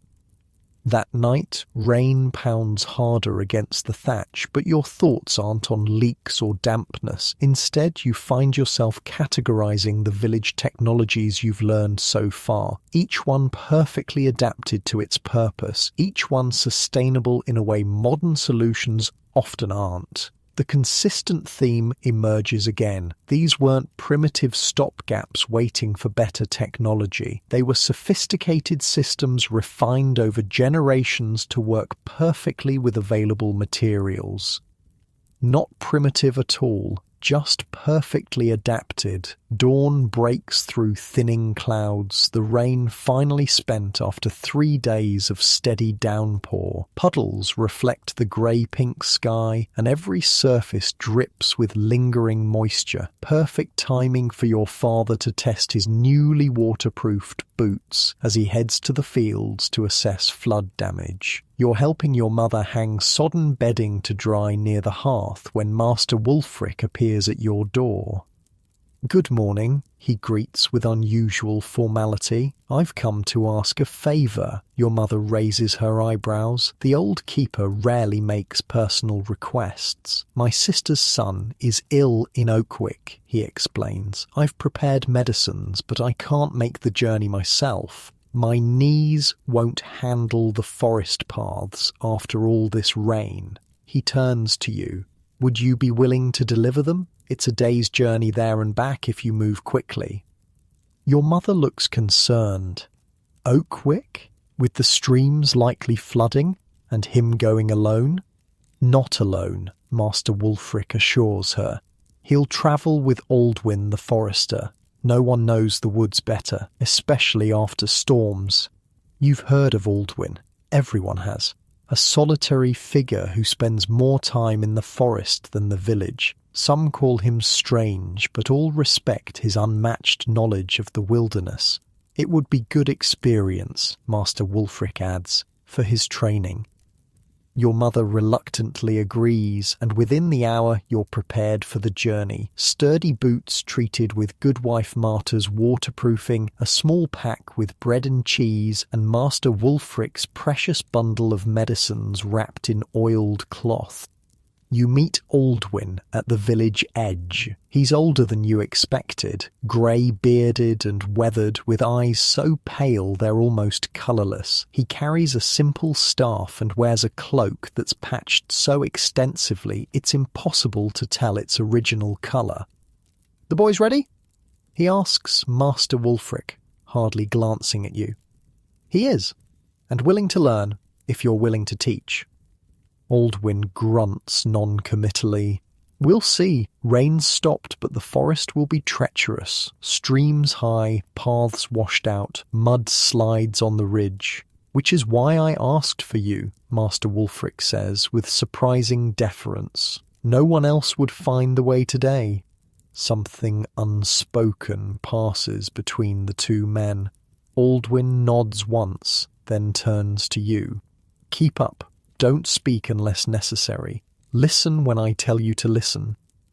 Without waiting for a response, he turns and strides toward the forest edge. You hurry after him, glancing back once to see Master Wulfric watching with an unreadable expression. The forest embraces you quickly, bare winter branches dripping overhead, undergrowth sodden and heavy. Aldwin moves, with surprising speed for his age, following what seems to be a clear path to you, at least until it simply ends, disappearing into a tangle of shrubs. Without hesitation, Aldwin veers left where you see no path at all, yet as you follow you realise he's tracking something invisible to your untrained eyes. An hour into the journey, you come to your first obstacle, a stream that's transformed into a rushing torrent. its banks overflowing with muddy water. The simple log bridge that normally spans it has been swept away. Aldwin stops, staring not at the water but upstream, his head tilted slightly. His eyes close for a moment, and you realize he's listening intently. After a long moment, he opens his eyes and turns to you. "We need to head upstream. About 200 paces, there's a narrowing where we can cross." "How do you know?" you ask, seeing nothing but unbroken forest in that direction. Instead of answering, he taps his ear. "Listen, not to the water here, but to how it sounds further up." You try to focus past the immediate rush of the flooded stream. At first, you hear nothing different, but then a subtle change in the water's voice, a higher pitch suggesting faster flow over a narrower channel. "I hear it," you say, surprised. The sound changes. Aldwin nods. The first hint of approval you've seen. Water talks if you know how to listen. Every stream has its own voice. Every change in its course creates a different song. You follow him upstream, and sure enough, the flooded stream narrows between two rocky outcroppings, creating a spot where fallen trees have created a natural, if precarious, bridge. The forest changed in the storm, Aldwin explains as you carefully cross. Landmarks moved, paths washed away, but the sounds, those just transform. Learn to read them, and you're never truly lost. The journey continues, and you notice how often Aldwin stops to listen, head tilted, eyes sometimes closed, absorbing information you can only guess at. He never consults the position of the sun or looks for moss on trees, those navigation techniques you've heard about. Instead, he seems to navigate entirely by sound. When you stop for a brief rest and a bite of bread, your curiosity finally overcomes his instruction for silence. How do you know which way to go just by listening? Aldwin considers you for a moment, perhaps deciding if the question merits an answer. Finally, he speaks. The forest isn't silent. It's constantly telling you where you are, if you train your ears to understand. He gestures around. Every area has its sound signature. The birds of this oak grove differ from those half a mile east where the pines begin. Wind through oak leaves creates different tones than through pine needles. You listen, trying to discern what he means. Beyond the dripping water, you hear bird calls, the rustle of leaves, distant creaks of branches. "Close your eyes," he instructs. "Tell me what direction the nearest stream lies." You close your eyes, focusing on sound alone. The trickling of water seems to come from multiple directions after the rain. I'm not sure," you admit. Listen deeper, not to the rainwater dripping from leaves. That's everywhere. Listen for the constant flow, the sustained voice of moving water. You try again, filtering out the immediate drips and drops. After a long moment of concentration, you detect it, a steady whisper beneath the other sounds coming from your right. "That way," you say, pointing. Aldwin nods. "Good. About 300 paces in that direction. Small stream, flows year-round. Now, what else do you hear?" You concentrate harder. Birds. 4 different calls. And what does that tell you? You hesitate, unsure.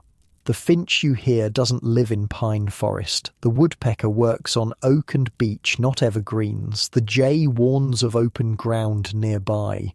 He taps his staff on the earth. Bird sounds tell you what trees surround you, even in fog or darkness when you can't see them. The lesson continues as you resume walking. Aldwin points out how the sound of your footsteps changes based on the soil, hollow on pine needle beds, solid on clay, damp and muffled on leaf litter, each sound signature telling you what you're walking on without needing to look down. In fog or darkness, he explains, this knowledge means survival. Many travelers have walked in circles because they trusted only their eyes, which easily deceive. You come to a place where the path splits. Without hesitation, Aldwin takes the right fork. When you ask how he chose, his answer surprises you. Listen to the bird sounds ahead on each path. The left fork leads toward a hawk's territory. Smaller birds are silent there. The right path has chattering finches, meaning no predators nearby. As the day progresses, you begin to notice sounds you'd previously ignored, the difference between wind in various types of trees, how sound carries differently up and downhill, how moving water at various distances creates distinct acoustic layers in the forest. Midday brings another challenge. Dense fog suddenly rolling in, reducing visibility to mere feet ahead. While you feel a spike of anxiety, Aldwin seems completely untroubled.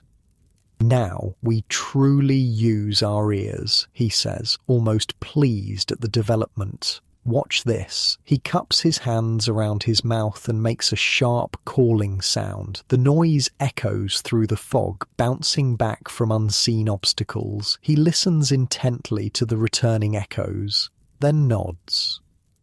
Open ground 30 paces ahead.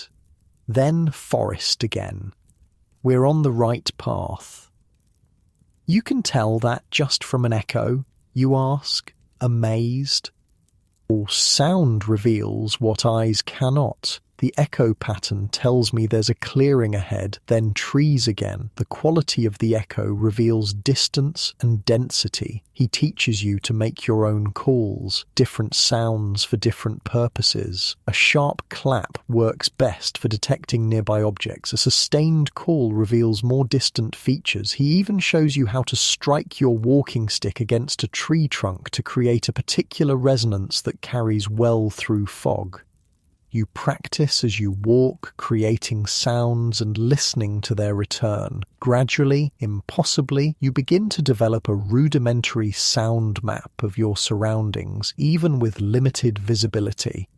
Merchants and pilgrims who travelled regularly developed this skill out of necessity, Aldwin explains. They created mental sound maps of their routes, how different regions should sound in different seasons. The birds of summer create different soundscapes than those of winter.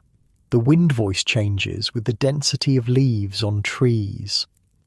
You think about how different this is from modern navigation with GPS and maps, technologies that fail when batteries die or visibility drops. Sound navigation works in darkness, fog, even with eyes closed. Late afternoon brings an unexpected revelation. Aldwin stops abruptly, head tilted in that now familiar listening pose. After a moment, he changes direction, leading you up a gentle slope you wouldn't have chosen. "There's water ahead that wasn't there before the storm," he explains. "A new stream formed from the rains. We need to adjust our route." "How can you possibly hear a stream that small from this distance?" you ask incredulously. "Water has a voice that carries further than most sounds," he explains, "especially moving water. The human ear, properly trained, can detect streams from over a mile away in quiet conditions. The specific frequencies travel through forest or field with minimal degradation. You concentrate but can hear nothing beyond the immediate forest sounds." "You'll develop the skill with practice," he assures you. Some travellers could even estimate the size of a water source by its acoustic signature, vital knowledge when searching for safe drinking water. As you crest the hill, you see he was right. A new stream has formed in what was likely a dry gully before the storms, cutting directly across the path you would have taken. His hearing alone detected it long before visual confirmation was possible. A startling moment comes when Aldwin suddenly pulls you back just as you're about to cross what appears to be solid ground. "Listen," he commands. You hear nothing unusual at first, then detect a subtle difference in how sound resonates from the earth ahead. "Bog," Aldwin confirms. "The ground's saturated. Step there and you'll sink to your knees, maybe deeper." He strikes his staff against the ground, listening to the subtle differences in how the sound resonates through solid versus waterlogged earth. Following this acoustic guide, he leads you safely around the hazard. Most impressive of all is when he predicts a brief rain shower nearly an hour before the first drops fall. Weather speaks before it arrives, he explains. Certain bird calls change, insect sounds shift, the way distant noises carry warns of approaching weather fronts. You focus on the forest sounds, trying to detect what he hears. There's a subtle change in the acoustic environment, a dampening of certain tones, a clarity to others. When the rain indeed arrives as predicted, you understand it wasn't mystical foresight, but empirical knowledge based on careful observation. Hunters and shepherds developed this skill to find shelter before storms hit, Aldwin explains as you wait out the brief shower under a dense pine. Critical knowledge when exposed on mountainsides or open fields. By late afternoon, you reach Oakwick. The small settlement appears through thinning trees, smoke rising from chimneys in the grey daylight. You deliver Master Wulfric's medicines to his grateful sister, whose son indeed looks terribly ill with fever. "Will you stay the night?" she offers. "It's late to start back." "We have enough daylight," Aldwin answers before you can speak. "Better to return while the rain holds off." He glances at the sky in a way that makes you suspect he hears something about approaching weather that you don't yet perceive.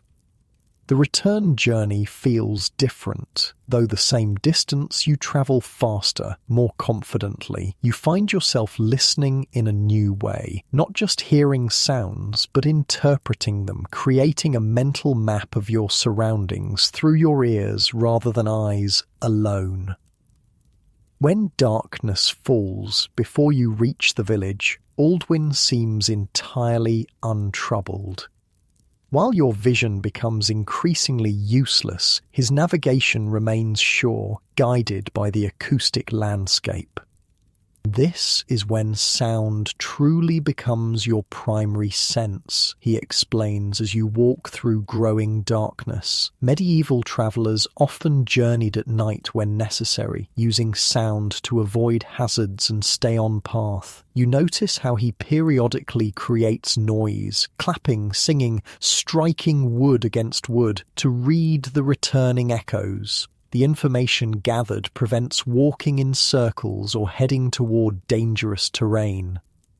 In your world, he says unexpectedly, people have forgotten how to listen. They walk with artificial sounds pumped directly into their ears, blocking the very information that would guide them naturally. You're startled by the reference to modern habits. It breaks the historical immersion you've been experiencing, but before you can question it, he continues. The human ear can distinguish over 1,500 different sound variations, a capability largely abandoned in your visual-dominant modern world. For today's hikers dependent on electronic navigation that can fail, this medieval technique offers a navigation system that works in darkness, fog, or when batteries die. There's something odd about his phrasing, almost as if he's quoting something, but the wisdom is undeniable. As the village lights finally appear through the trees, Aldwin stops for a final lesson. Sound navigation wasn't primitive, he says quietly. It was a sophisticated use of a sense we've allowed to atrophy precisely when we might need it most. Master Wulfric is waiting at his hut, seemingly unsurprised by your late return. Did he learn? He asks Aldwin. He listened, the forester responds cryptically. Time will tell if he heard. That night, lying in bed, you find yourself listening to your home in a new way. The subtle creaks of the wooden structure cooling in the night air, the different tones of family members breathing in sleep, the way sounds from outside filter through thatch differently than through the wooden walls. A world of information you've always had access to but never truly heard.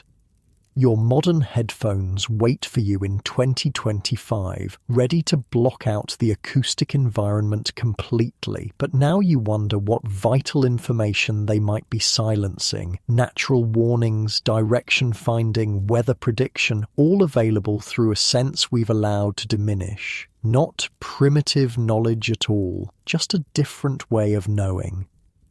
Morning comes with stiff muscles and lingering tiredness from yesterday's journey. You rise slowly, legs aching from miles of forest paths. Your mind, however, feels strangely alert, cataloguing the sounds of early morning in a way you never noticed before. The gentle pat of your mother's hands kneading bread dough, the specific creak of your father's footsteps on the packed earth floor, the subtle differences in how the wind sounds through the thatch roof versus around the wooden door frame.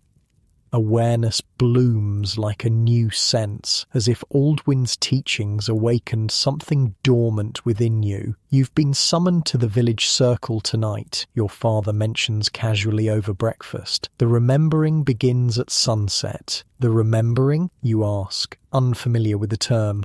Your parents exchange glances. We should have told him sooner, your mother murmurs. Told me what?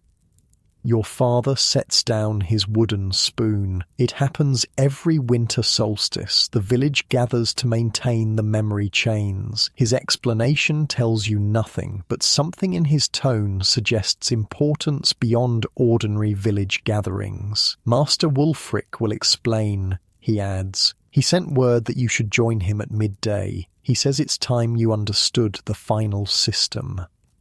The final system. The phrase stirs both curiosity and a strange sense of culmination. You've learned about fire preservation, living hedges, smoke chambers, clay vessels, waterproofing, and sound navigation. What remains? Master Wulfric isn't at his hilltop hut when you arrive. Instead, you find a simple note. Meet at the Elder Oak, midday. The Elder Oak stands at the village centre, ancient and massive. Generations have gathered beneath its spreading branches for announcements, celebrations, and judgments. When you arrive, Master Wulfric sits on a bench beneath it, talking quietly with several of the village elders. Mistress Edith of the Hedge Weavers is there. So is Goodwife Aylwood from the smoking barn, Mistress Hildegard the clay worker, Goodwife Marta of the waterproofing. Even Aldwin the forester has emerged from his woodland solitude for this gathering. Ah, the apprentice arrives, Master Wulfric says, gesturing you forward. Sit. Today you learn what binds all other knowledge together. You take a seat on the cold ground, aware of the scrutiny from these keepers of village wisdom. Something solemn hangs in the air, a seriousness you haven't felt in your previous lessons. What do all the systems you've learned have in common? Master Wulfric asks without preamble. You consider carefully. They're all methods of survival. Yes, but deeper. What allows them to exist at all? You think about the fire bundles, the living hedges, the smoke preservation, the clay vessels, the waterproofing techniques, the sound navigation, each sophisticated, each refined over generations. Knowledge, you venture, specific knowledge passed down over time.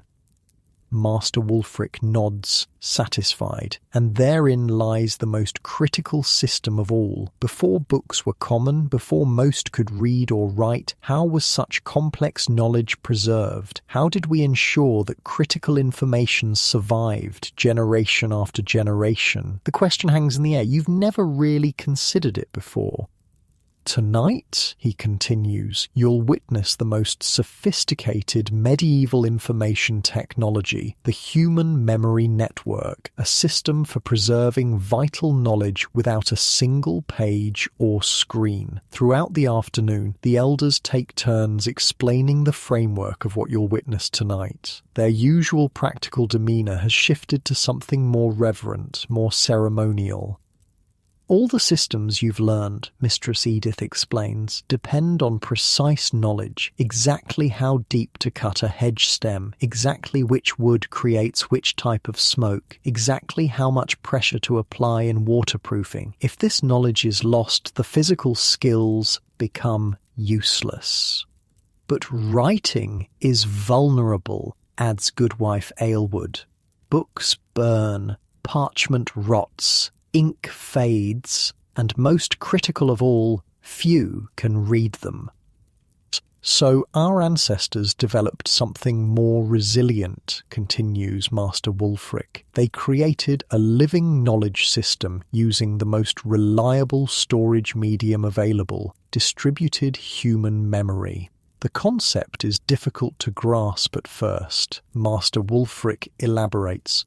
Critical survival knowledge wasn't entrusted to a single elder or expert. It was deliberately spread across the community through specialized memory techniques. He gestures to the gathered knowledge keepers.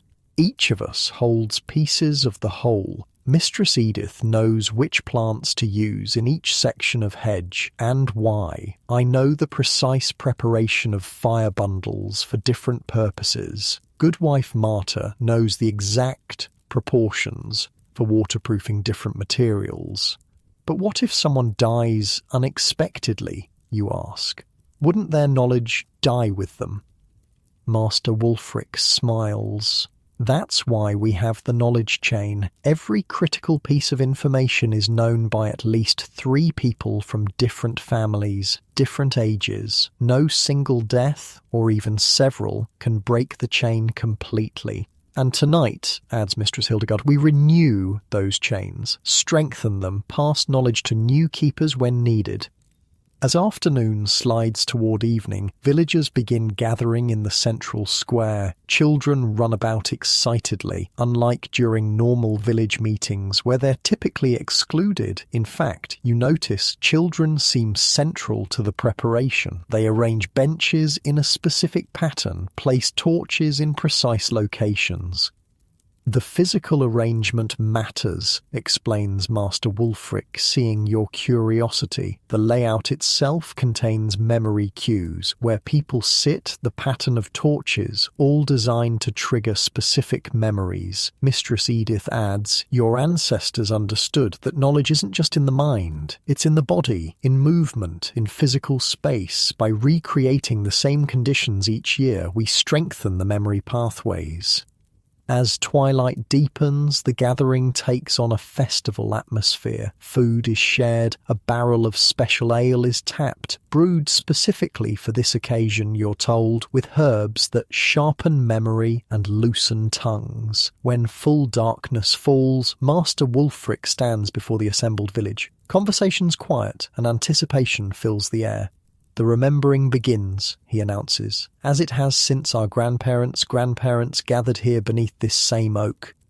What follows both surprises and mesmerizes you. The first performance comes from an unlikely source. 3 children no more than 8 years old. They step forward and begin a singing game, moving in a circle while clapping a complex rhythm. The song's lyrics initially seem like nonsense, until you listen closer and realize they're actually listing every edible plant in the forest, in order of spring appearance. First comes nettle, bright and stinging, pick with gloves when birds are singing. Dandelion next appears, eat the root to calm your fears. The song continues, covering dozens of plants with specific details about identification, preparation, and medicinal properties, all encoded in a children's rhyming game. The children learn it as play, whispers Master Wulfric, but encoded within is knowledge that could prevent starvation if crops fail. Next comes a group of young women who perform a weaving dance, their movements mimicking the process of creating cloth. As they dance, they sing instructions in precise detail, which plants yield fibre, when to harvest them, how to process each type, which weaves suit, which purposes. The dance and song together form a complete technical manual, memorized through movement and melody. An elderly couple performs a call and response chant about weather prediction, cloud patterns, bird behaviors, wind changes that foretell specific weather events. The rhythmic nature makes any error immediately obvious, ensuring accurate transmission. Swallows high, clear sky remains. Swallows low, prepare for rains. Oak leaves south, the drought will come. Oak leaves north, get building done. The pattern continues for hours. Different groups perform different knowledge pieces: hunting techniques, childcare wisdom, construction methods, disease treatments. Some are solemn recitations, others lively performances. Some involve the entire village, others just specific family lines. Notice how certain knowledge belongs to certain families, Master Wulfric points out. The smithing knowledge passes through the blacksmith's line, the midwife's wisdom through maternal lines. Other knowledge, like edible plants, weather signs, belongs to everyone. You begin to understand the sophistication of the system. It isn't random oral tradition, but a carefully designed information technology using rhythm, rhyme, melody, movement, and social structure to preserve and transmit critical knowledge. The system has built-in error correction, explains Mistress Hildegard during a brief pause between performances. If someone makes a mistake in the recitation, the rhythm or rhyme immediately sounds wrong. Others can correct it before the error becomes permanent. Midway through the evening comes something you recognize, a song about fire preservation. The lyrics detail every step of creating fire bundles, maintaining embers, transferring flame. You realize it's exactly what Master Wulfric taught you, but encoded in a form that makes it nearly impossible to forget. Tomorrow, you'd remember perhaps half of what I taught you about firekeeping, Master Wulfric says, but if I taught you that song instead, you'd remember nearly all of it, even years later. As the night progresses, you notice how certain physical objects are incorporated into the performances. A particular carved stick passes from hand to hand during the farming knowledge recitations. A special coloured stone circulates during the hunting songs. Memory anchors, explains Goodwife Aylward. The object itself triggers the associated knowledge. Some hunters can recall entire migration patterns just by handling their specific memory stone. Most fascinating is how the entire village landscape itself serves as a memory palace. During one recitation about boundaries and land rights, the performers point to specific trees, rocks, and streams, some visible from the gathering, others only in shared mental imagery. The location of certain markers triggers specific memories, Master Wulfric explains. The ancient oak reminds us of the founding story. The bent willow by the stream marks the boundary with the next village. The landscape literally contains our knowledge. Children participate throughout the night, sometimes leading, sometimes following, but always included. Now you understand why. They're being systematically incorporated into the knowledge network through games that embed critical information. A simple counting rhyme might actually teach which mushrooms are safe to eat, Mistress Edith tells you. A jumping game preserves the proper sequence for a complex task like tanning leather or preserving grain. Near midnight comes what Master Wulfric calls the redundancy check. Different groups recite overlapping knowledge in different forms. The same crucial survival information about treating winter fever appears in a somber chant from the elders, a lively song from young adults, and a clapping game from children. The most vital knowledge is stored in multiple forms, he explains. A song, a story, a physical arrangement, a game, ensuring that even if one transmission method fails, others preserve the knowledge. You watch, transfixed, as the village performs its living library. This isn't simple storytelling around a fire. It's a human-centered information technology more resilient than any book or digital storage. Books burn, Master Wulfric says softly as the night winds down. Servers fail, but distributed knowledge spread across dozens of minds can survive almost anything. Plague, war, famine, even deliberate suppression. The official remembering concludes near dawn, though smaller groups continue recitations and performances as they drift homeward. Master Wulfric gestures for you to remain as others leave. Tonight you witnessed, but next year you'll participate, he tells you solemnly. As my apprentice, you'll become part of the knowledge chain for fire preservation. 3 others already hold that knowledge. You'll be the 4th, providing additional security. The responsibility feels weighty but right. You think of your smartphone waiting in 2025 with its fragile glass screen and battery that dies without constant charging, all its stored knowledge useless without electricity, without the complex infrastructure that supports it. Compare that to what you've just witnessed, a resilient, distributed knowledge network requiring no technology beyond the human mind and body, designed to survive almost any catastrophe. What happens if the Lord or Church forbids these gatherings? You ask suddenly, realizing the political vulnerability. Master Wulfric smiles. Another layer of the system's brilliance. The same knowledge exists in multiple forms. If formal gatherings are banned, the children's games continue, preserving the core information. If songs are forbidden, physical memory anchors remain. The system adapts to persecution by hiding in plain sight, in lullabies, in games, in everyday activities that no authority thinks to ban. You walk home as dawn breaks, exhausted but mind-buzzing. Modern education suddenly seems strangely inefficient, focusing on writing and reading rather than these powerful memory techniques that kept knowledge alive for centuries without a single page. Your parents are still awake waiting by the fire. You've seen the remembering, your father says. It's not a question. I never knew, you admit, all these years, and I never realized what was happening in those songs, those games. Your mother smiles.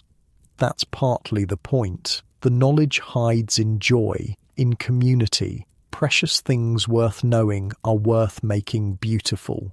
You think about modern survival preppers stockpiling books that might never be read. How different from this approach, storing critical knowledge where it's most useful, in human minds, ready to apply at a moment's notice. That night, drifting towards sleep despite the morning sun, you reflect on everything you've learned. Fire preservation, living hedges, smoke chambers, clay technologies, waterproofing, sound navigation, each sophisticated in its own right. But the memory network that preserved them, that was the ultimate resilient information system. Not primitive at all, perhaps the most advanced technology of all, just not in a form we modern people recognize as technology. Medieval knowledge networks weren't simple oral traditions. They were the original cloud storage, distributed, redundant, and remarkably resilient. Days pass in a blur after the remembering. Winter tightens its grip on the village, bringing short days and long nights. The knowledge you've gained over these past weeks shifts from abstract learning to daily necessity as the harshest season takes hold. You rise before dawn, carefully transferring an ember from your fire bundle to kindle the morning fire. The technique Master Wulfric taught you now feels as natural as breathing. No more struggling with flint and steel in the freezing darkness. No more wasted time or precious tinder. Just reliable flame exactly when needed. Your father's boots, treated with Goodwife Marta's waterproofing, keep his feet dry despite the snow and slush. When a small crack appears in the right heel, you confidently warm a small amount of the mixture she gave you between your palms, working it into the leather with the friction technique she taught. The repair holds perfectly against the winter wet.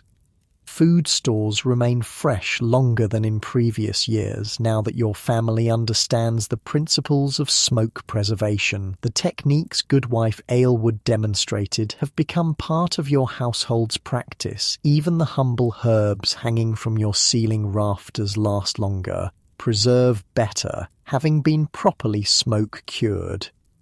Your mother uses one of Mistress Hildegard's cooling emporas to keep milk fresh an extra day. No small thing when winter limits the cow's production. At night, clay heat batteries warm your sleeping area, reducing the need for constant fire maintenance. When your young cousin falls ill with winter fever, you recognize the specific birch bark treatment needed. Knowledge from the children's singing game at the Remembering. The information was there all along, you realize, hidden in play, in songs, in community ritual. One particularly bitter morning, Master Wulfric finds you helping repair a section of the living hedge damaged by heavy snow. Your training continues well, he observes, watching you carefully bend a young hawthorn to the horizontal position Mistress Edith taught you. You're becoming a keeper of systems. I still have much to learn, you admit, securing the bent stem with practiced movements. Always, he agrees. But you understand the principle now, how all these systems work together rather than separately. You pause in your work, considering his words. He's right. The past weeks have revealed not just individual survival techniques, but their interconnections, how each supports and enhances the others. The living hedge provides materials for baskets that store smoke-preserved foods. The hedge also shelters certain birds that control insects that would otherwise damage grain. That same grain, properly stored in clay preservation vessels, feeds the village through winter, providing strength for hedge maintenance and waterproofing work. Nothing stands alone. Everything connects. Come, Master Wulfric says, interrupting your thoughts. There's someone you should meet. He leads you away from the village, following a path you've never taken before. The frozen landscape glitters under weak winter sunlight as you climb a gentle slope toward what appears to be a small, well-maintained hut set apart from other dwellings. Who lives here, Yui? The Memory Keeper, Master Wulfric answers with unexpected reverence. Our eldest, our wisest. She rarely joins village gatherings anymore. Her strength is preserved for more important work. You approach the solitary dwelling with growing curiosity. Smoke rises from its chimney, and the path to its door is freshly cleared of snow despite its isolated location. Master Wulfric knocks gently. The door opens to reveal a woman so ancient her face resembles weathered parchment etched with countless lines of experience. Despite her apparent age, her eyes remain sharp, taking your measure with a single glance. "This is the new apprentice?" she asks, voice surprisingly strong. "He is," Master Wulfric confirms. "He's learned the 7 systems." She nods once, then steps aside. "Come in, then. The cold does my old bones no favours." The interior of her hut strikes you immediately as different from other village dwellings. Every wall holds shelves lined with objects, stones of unusual shapes, bundles of herbs tied with coloured thread, small carved figures, clay tokens painted with symbols. A large loom dominates one corner, weaving patterns more complex than any you've seen before. The old woman settles into a chair near the fire, gesturing for you both to sit. "So," she says without preamble, "you've learned about fire-keeping, living barriers, smoke preservation, clay vessels, waterproofing, sound navigation, and memory networks." "Yes, mistress," you answer, surprised at her directness. "But do you understand what truly made them work?" she asks, studying your face. You hesitate, uncertain what answer she seeks. Integration, she says before you can respond. These weren't separate skills. They were one seamless approach to life. Nothing wasted. Everything with multiple purposes. Systems working together rather than in isolation. She reaches for a wooden cup, sipping what smells like herbal tea before continuing. Today you have... what do they call them? She glances at Master Wulfric. Specialists, he supplies. Yes, specialists. She says the word as if it tastes strange. One person knows only farming, another only building, another only healing, knowledge broken into tiny fragments, each person holding just one piece. You think about modern society, where indeed most people specialize deeply in narrow fields. How different from what you've witnessed here, where knowledge boundaries blur and overlap. Our ancestors couldn't afford such luxury, she continues. The farmer needed to be part healer, part builder, part preserver. The hunter needed to understand plants as well as animals. Everyone needed to grasp how one system affected another. Master Wulfric nods in agreement. The modern world calls this primitive. We call it wholeness. Show me what you've learned, the old woman says suddenly, fixing you with her penetrating gaze, not just the techniques but the connections between them. Put on the spot, you gather your thoughts. The fire bundle system preserves flame for the smoker, which preserves food for the village, which provides strength for maintaining the living hedge, which provides materials and protection. You continue tracing connections between the systems, how clay vessels store what smoke preserves, how waterproofing protects what the other systems create, how sound navigation ensures safe passage between communities, allowing knowledge exchange. The memory keeper listens intently, nodding occasionally. When you finish, she seems satisfied. You begin to see, she says, not 7 separate systems, but one integrated approach to life. She rises with surprising agility for her age, moving to a large wooden chest near her bed. From it, she removes a small leather-bound book, a startlingly incongruous object in this world of oral tradition. "Can you read?" she asks. You nod, somewhat surprised by the question. "Good. Few can." She hands you the book. This contains diagrams, recipes, measurements for all the systems you've learned, written by my grandmother's grandmother and added to by each generation. You accept the book with reverence, understanding its value in a world where written records are rare. "Why show me this?" you ask. "I thought the memory networks preserved knowledge without writing." She smiles slightly. "Redundancy, child. The same knowledge exists in multiple forms. The memory network is primary. It lives, it adapts, it cannot be destroyed by a single fire or flood. But this," she taps the book, "provides precision when needed. Exact measurements, specific proportions."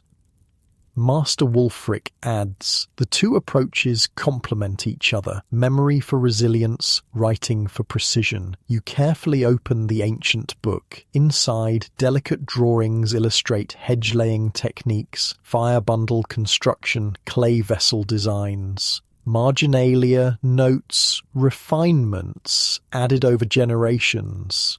This contains the collective wisdom of 15 generations, the memory keeper says quietly.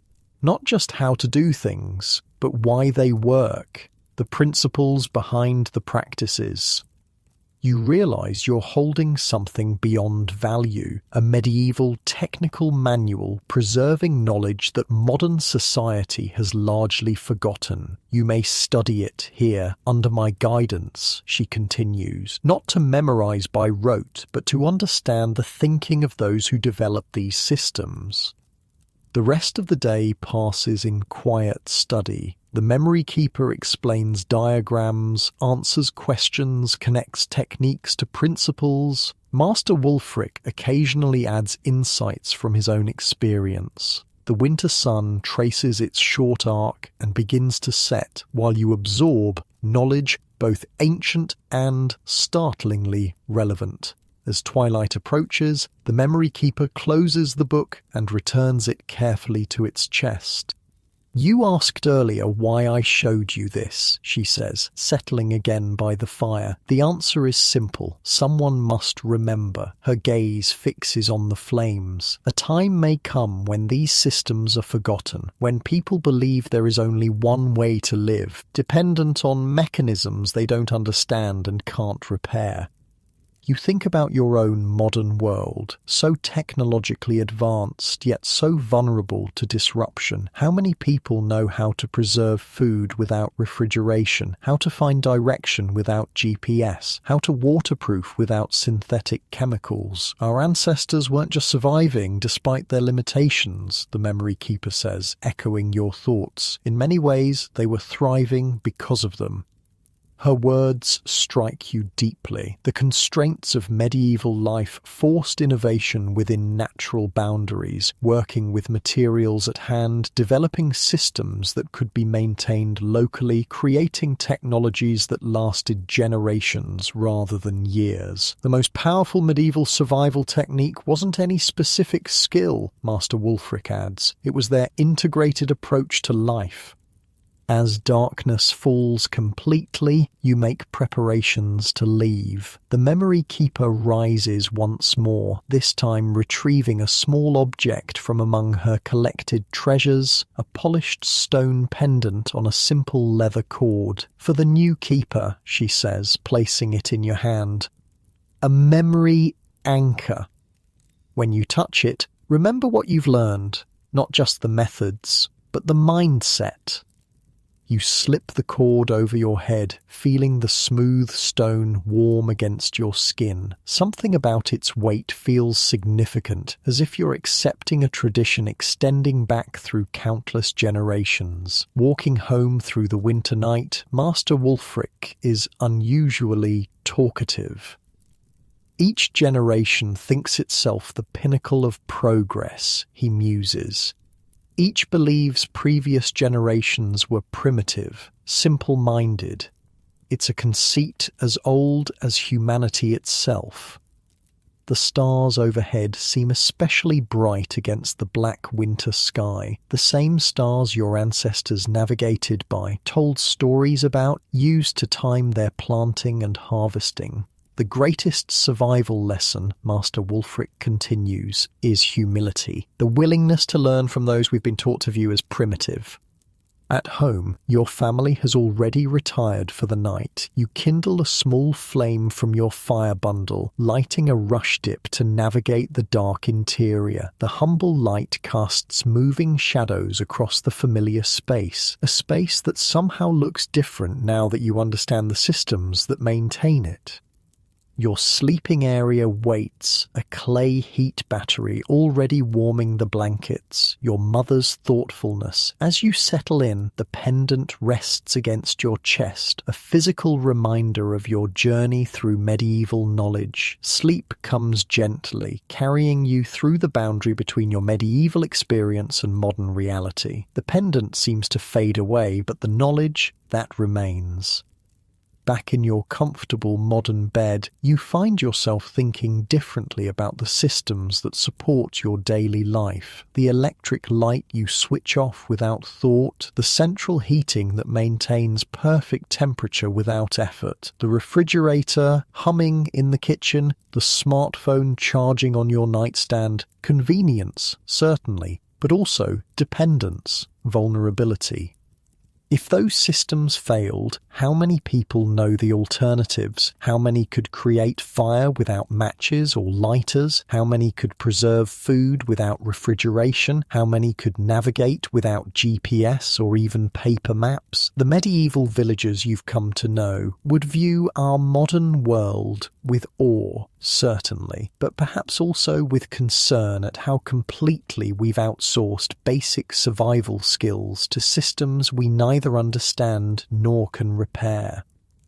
Their village wasn't just surviving despite limitations. In many ways, it was thriving because of them. Constraints forced innovation, cooperation, and a deep understanding of natural processes that many of us have lost. The most sophisticated aspect of medieval survival wasn't any particular technique, impressive as each one was. It was the integrated approach to life where nothing was wasted, where everything had multiple purposes, where systems worked in harmony rather than isolation.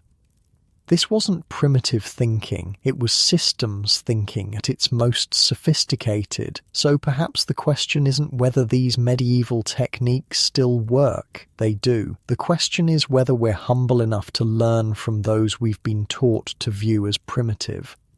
Because in a world of increasing uncertainty, climate change, energy concerns, supply chain fragility, the most dangerous thing might be our modern arrogance, the belief that we've outgrown the wisdom of those who thrived without any of the systems we now depend on. As you drift towards sleep in your comfortable modern bed, the boundary between past and present blurs. The knowledge you've gained feels like a bridge between worlds, ancient wisdom with startling relevance for contemporary challenges. The fire bundle's elegant simplicity, the living hedge's multifunctional design, the smoke preservation's chemistry, the clay vessel's thermal engineering, the waterproofing's material science, the sound navigation's sensory awareness, the memory network's information technology. None were primitive. All were sophisticated adaptations to their time and place. All worked with natural materials and processes rather than against them. All could be created, maintained, and passed down without complex global supply chains or rare materials. Medieval people weren't just surviving despite their limitations. In many ways, they were thriving because of them, and that might be the most important survival lesson of all.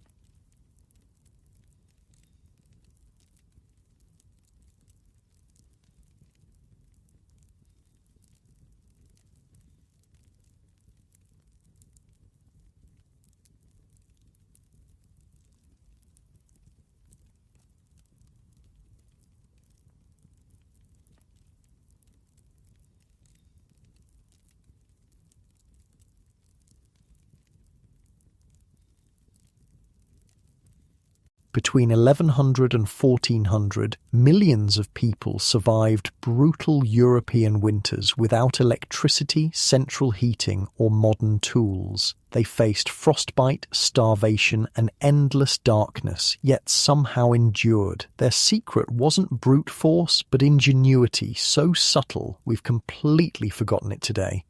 Here's what medieval survival actually looked like, and why it might save your life when modern systems fail. Okay, so if you're here a lot, you know I ask for likes and subscribes, but seriously, where are you guys? Comment your location and time. Sometimes I see someone from California listening at 3 p.m. and I'm like, are you napping? We're heading to medieval Europe in a minute. First, though, get comfortable. Seriously, take a second. Adjust whatever needs adjusting. You're not going to want to move once we start. The cold hits first. Your eyes snap open to darkness and that bone-deep chill that tells you the fire died hours ago. Frost glitters on the inside of your wooden shutters. Your breath hangs visible in the air above you, not like your heated bedroom right now. No thermostat to bump up a few degrees, no electric blanket to switch on. You're wrapped in a scratchy wool blanket that smells faintly of smoke and sheep. The straw mattress beneath you crackles as you shift. Your joints ache from the cold, fingers stiff as you pull the blanket tighter. You're gonna be late, Elric. Your brother's voice from the darkness. Somehow, he always wakes before you do. You groan as you swing your legs over the edge of your sleeping platform. The wooden floor is like ice against your bare feet. The keeper's already heading up the hill, your brother says, already pulling on his worn leather boots. Shit, not today of all days. Hold up, you mumble, your voice thick with sleep. I'm coming. You dress quickly in the dark. Woolen underclothes, rough linen shirt, leather jerkin, thick woolen hose tied at the waist. No time to eat, no time to wash. The keeper waits for no one, not even his new apprentice. You stumble out the door behind your brother into the pre-dawn darkness of the village. The sky holds just enough light to outline the thatched rooftops against the stars. The air smells like wood smoke, damp earth, and the sour tang of the midden heap at the village edge. There he goes, your brother whispers, pointing to a hunched figure moving steadily up the path toward the forest. The old man doesn't use a torch, doesn't need one. He's walked this path every morning for 40 years. You break into a jog, feet crunching on the frozen ground. Your empty stomach protests. A day of hungry work ahead. Master Wulfric, you call, voice hushed but urgent. Wait for me. The old man doesn't slow or turn, just keeps his steady pace up the hill. His dark silhouette carries something in each hand. A leather pouch slung over one shoulder, a wooden box tucked under his arm. You catch up, breathing hard, your lungs burning from the cold air. You're late, the old man says simply, no anger in his voice, just fact. Sorry, master, the fire went out and the fire went out, he repeats, cutting you off. And why did that happen? You swallow. Day one as the keeper's apprentice, and you've already failed the most basic test. Because I didn't bank it properly before sleeping. The old man finally stops, turning to look at you. His face is a maze of wrinkles in the dim light, but his eyes are sharp. And what did that cost you this morning? You're about to say something flippant, but stop yourself. The old man isn't asking about convenience. Warmth, time, energy to restart it, wood that we could have saved. He nods, satisfied with your answer. Fire is life, boy. Let it die, and a little of you dies with it. So begins your first lesson from the Keeper of Embers. Wait, you're probably thinking, Keeper of Embers? What kind of job is that? Okay, picture this. In a world without matches, without lighters, without even reliable flint and steel for every household, fire wasn't just important, it was everything. And starting a fire from scratch? That could take hours of work, hours you didn't have when you were freezing, when food needed cooking, when darkness was falling. So medieval people didn't play around with fire. They developed something far more reliable, a system so effective, so ingenious that modern survivalists haven't even figured it out yet. You follow Master Wulfric as he crests the hill, coming to the small stone hut that serves as the keeper's workshop. It's one of the only stone buildings in the village, aside from the church. That's how important this place is. First task of every morning, he says, pushing open the heavy wooden door. The smell hits you immediately, a complex mix of herbs, smoke, dried clay, and something earthy you can't quite place. We check the bundles. Inside, you can see the faint red glow coming from what looks like dozens of small clay pots arranged on stone shelves, each one about the size of your palm, sealed with wax around wooden plugs. Master Wulfric moves to the nearest shelf and carefully selects one pot. With practiced fingers, he pries out the wooden plug and peers inside. A gentle red glow illuminates his weathered face. Still strong, he murmurs, mostly to himself. He replaces the plug carefully, then marks a small notch in the clay with his thumbnail. You notice now that each pot has a series of notches, some with many, some with few. What are the marks for, you ask? Days, he says simply. This one's been alive for 36 days now. 36 days? You can't hide your disbelief. The fire's been burning in there for over a month? The old man chuckles. Not fire, boy, ember, and this isn't even close to the record. He points to a larger pot in the corner, treated with obvious reverence. That one's been smouldering for nearly 2 months. You stare at the innocuous clay pot. How is that possible? Sit, he says, gesturing to a small wooden stool. I'll show you the secret that keeps our village alive through winter. Master Wulfric moves to his work table, selecting a hollow reed stem about the thickness of your thumb and length of your forearm. The fire bundle, he explains, is the most valuable thing a traveller can carry, more important than gold, more crucial than weapons. He holds up the reed. Elder works best, though reed will do in a pinch. The secret is in the preparation. You watch as he takes a small ember from one of his pots using a metal tool. The ember glows bright orange in the dim room. First, you need perfect embers, not too hot, not too cool. He carefully places the ember inside the hollow reed. Then, you seal both ends. Clay, wax, mud, in an emergency. Leave just enough air holes to keep it alive. He demonstrates, sealing one end with clay, poking a tiny pinhole in it with a needle, then sealing the other end the same way. Too much air, it burns up in hours. Too little, it suffocates and dies. But get it just right. He holds up the finished bundle, and you have fire that travels with you for days, sometimes weeks. That's what's in all these pots, you ask, looking around the room with new understanding. Different types, different materials, different purposes. He points to various shelves. Those are for travellers heading north, those for the shepherds in the hills, those for the charcoal burners. He smiles slightly. Everyone needs fire, but not everyone can keep it alive. That's our job. But why not just use flint and steel, you ask? It seems simpler than this elaborate system. Master Wulfric's expression darkens. Let me tell you about last winter, he says quietly. 3 weeks of rain, everything soaked through. The Oswald family tried for 2 days to strike a spark that would catch. Their youngest, little girl, couldn't have been more than 4, died of cold before they managed it. The room feels suddenly colder as his words sink in. With a fire bundle, he continues, they would have had flame in seconds, no matter the weather, no matter how wet the wood. The ember inside stays protected, stays dry. He places a hand on your shoulder. We don't just keep fire, boy, we keep people alive.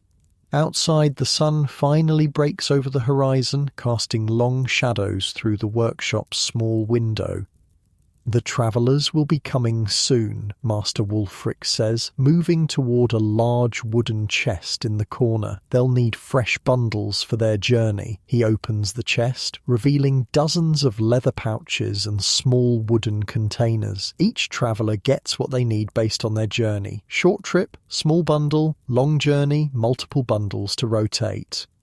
You move to help him, still marvelling at the system's elegance. No batteries to run out, no fuel to carry, just patient preservation of an existing flame. Some have special designs, the old man explains, showing you a bundle with a clever sliding cover over its air hole. This one lets the carrier control the burn rate. Open it more when you need it hotter, close it to conserve. And these, you ask, pointing to some strange dried mushrooms in a ceramic bowl.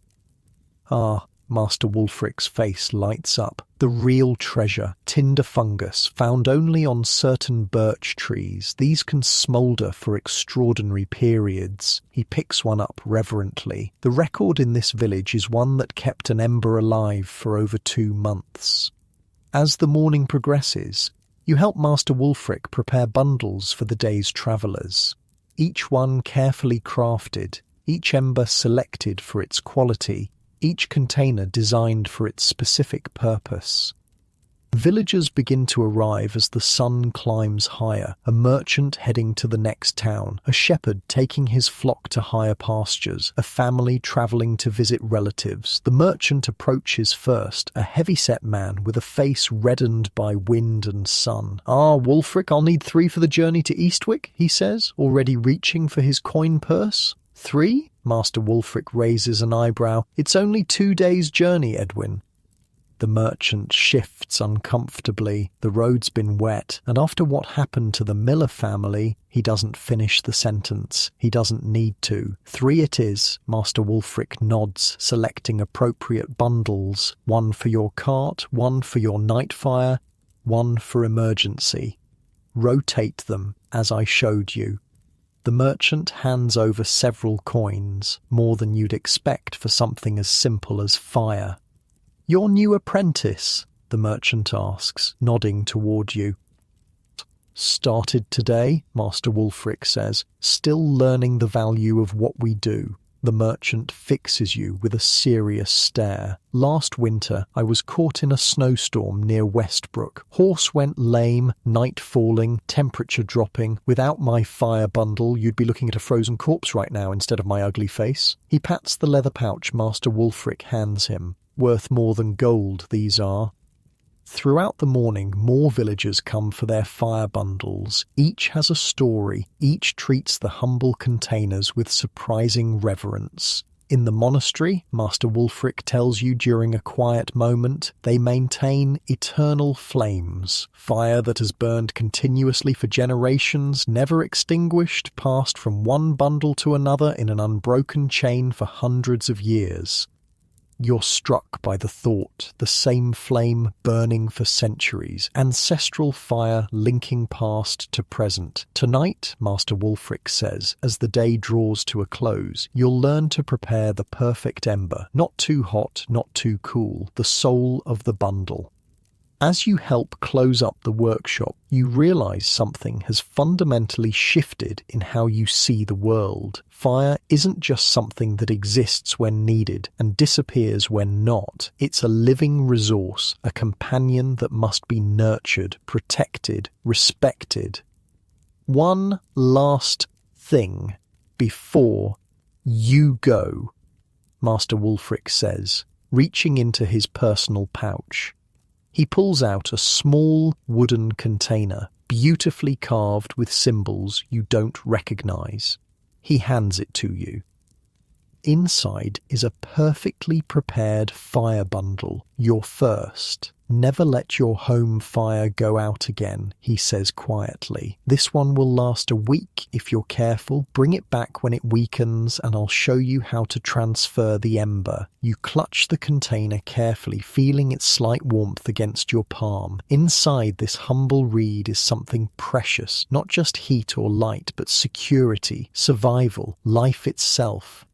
As you walk back down the hill toward your family's hut, the weight of the container in your hand feels significant. You're carrying more than fire. You're carrying an ancient technology, a forgotten wisdom. Unlike the flashlights with batteries that die,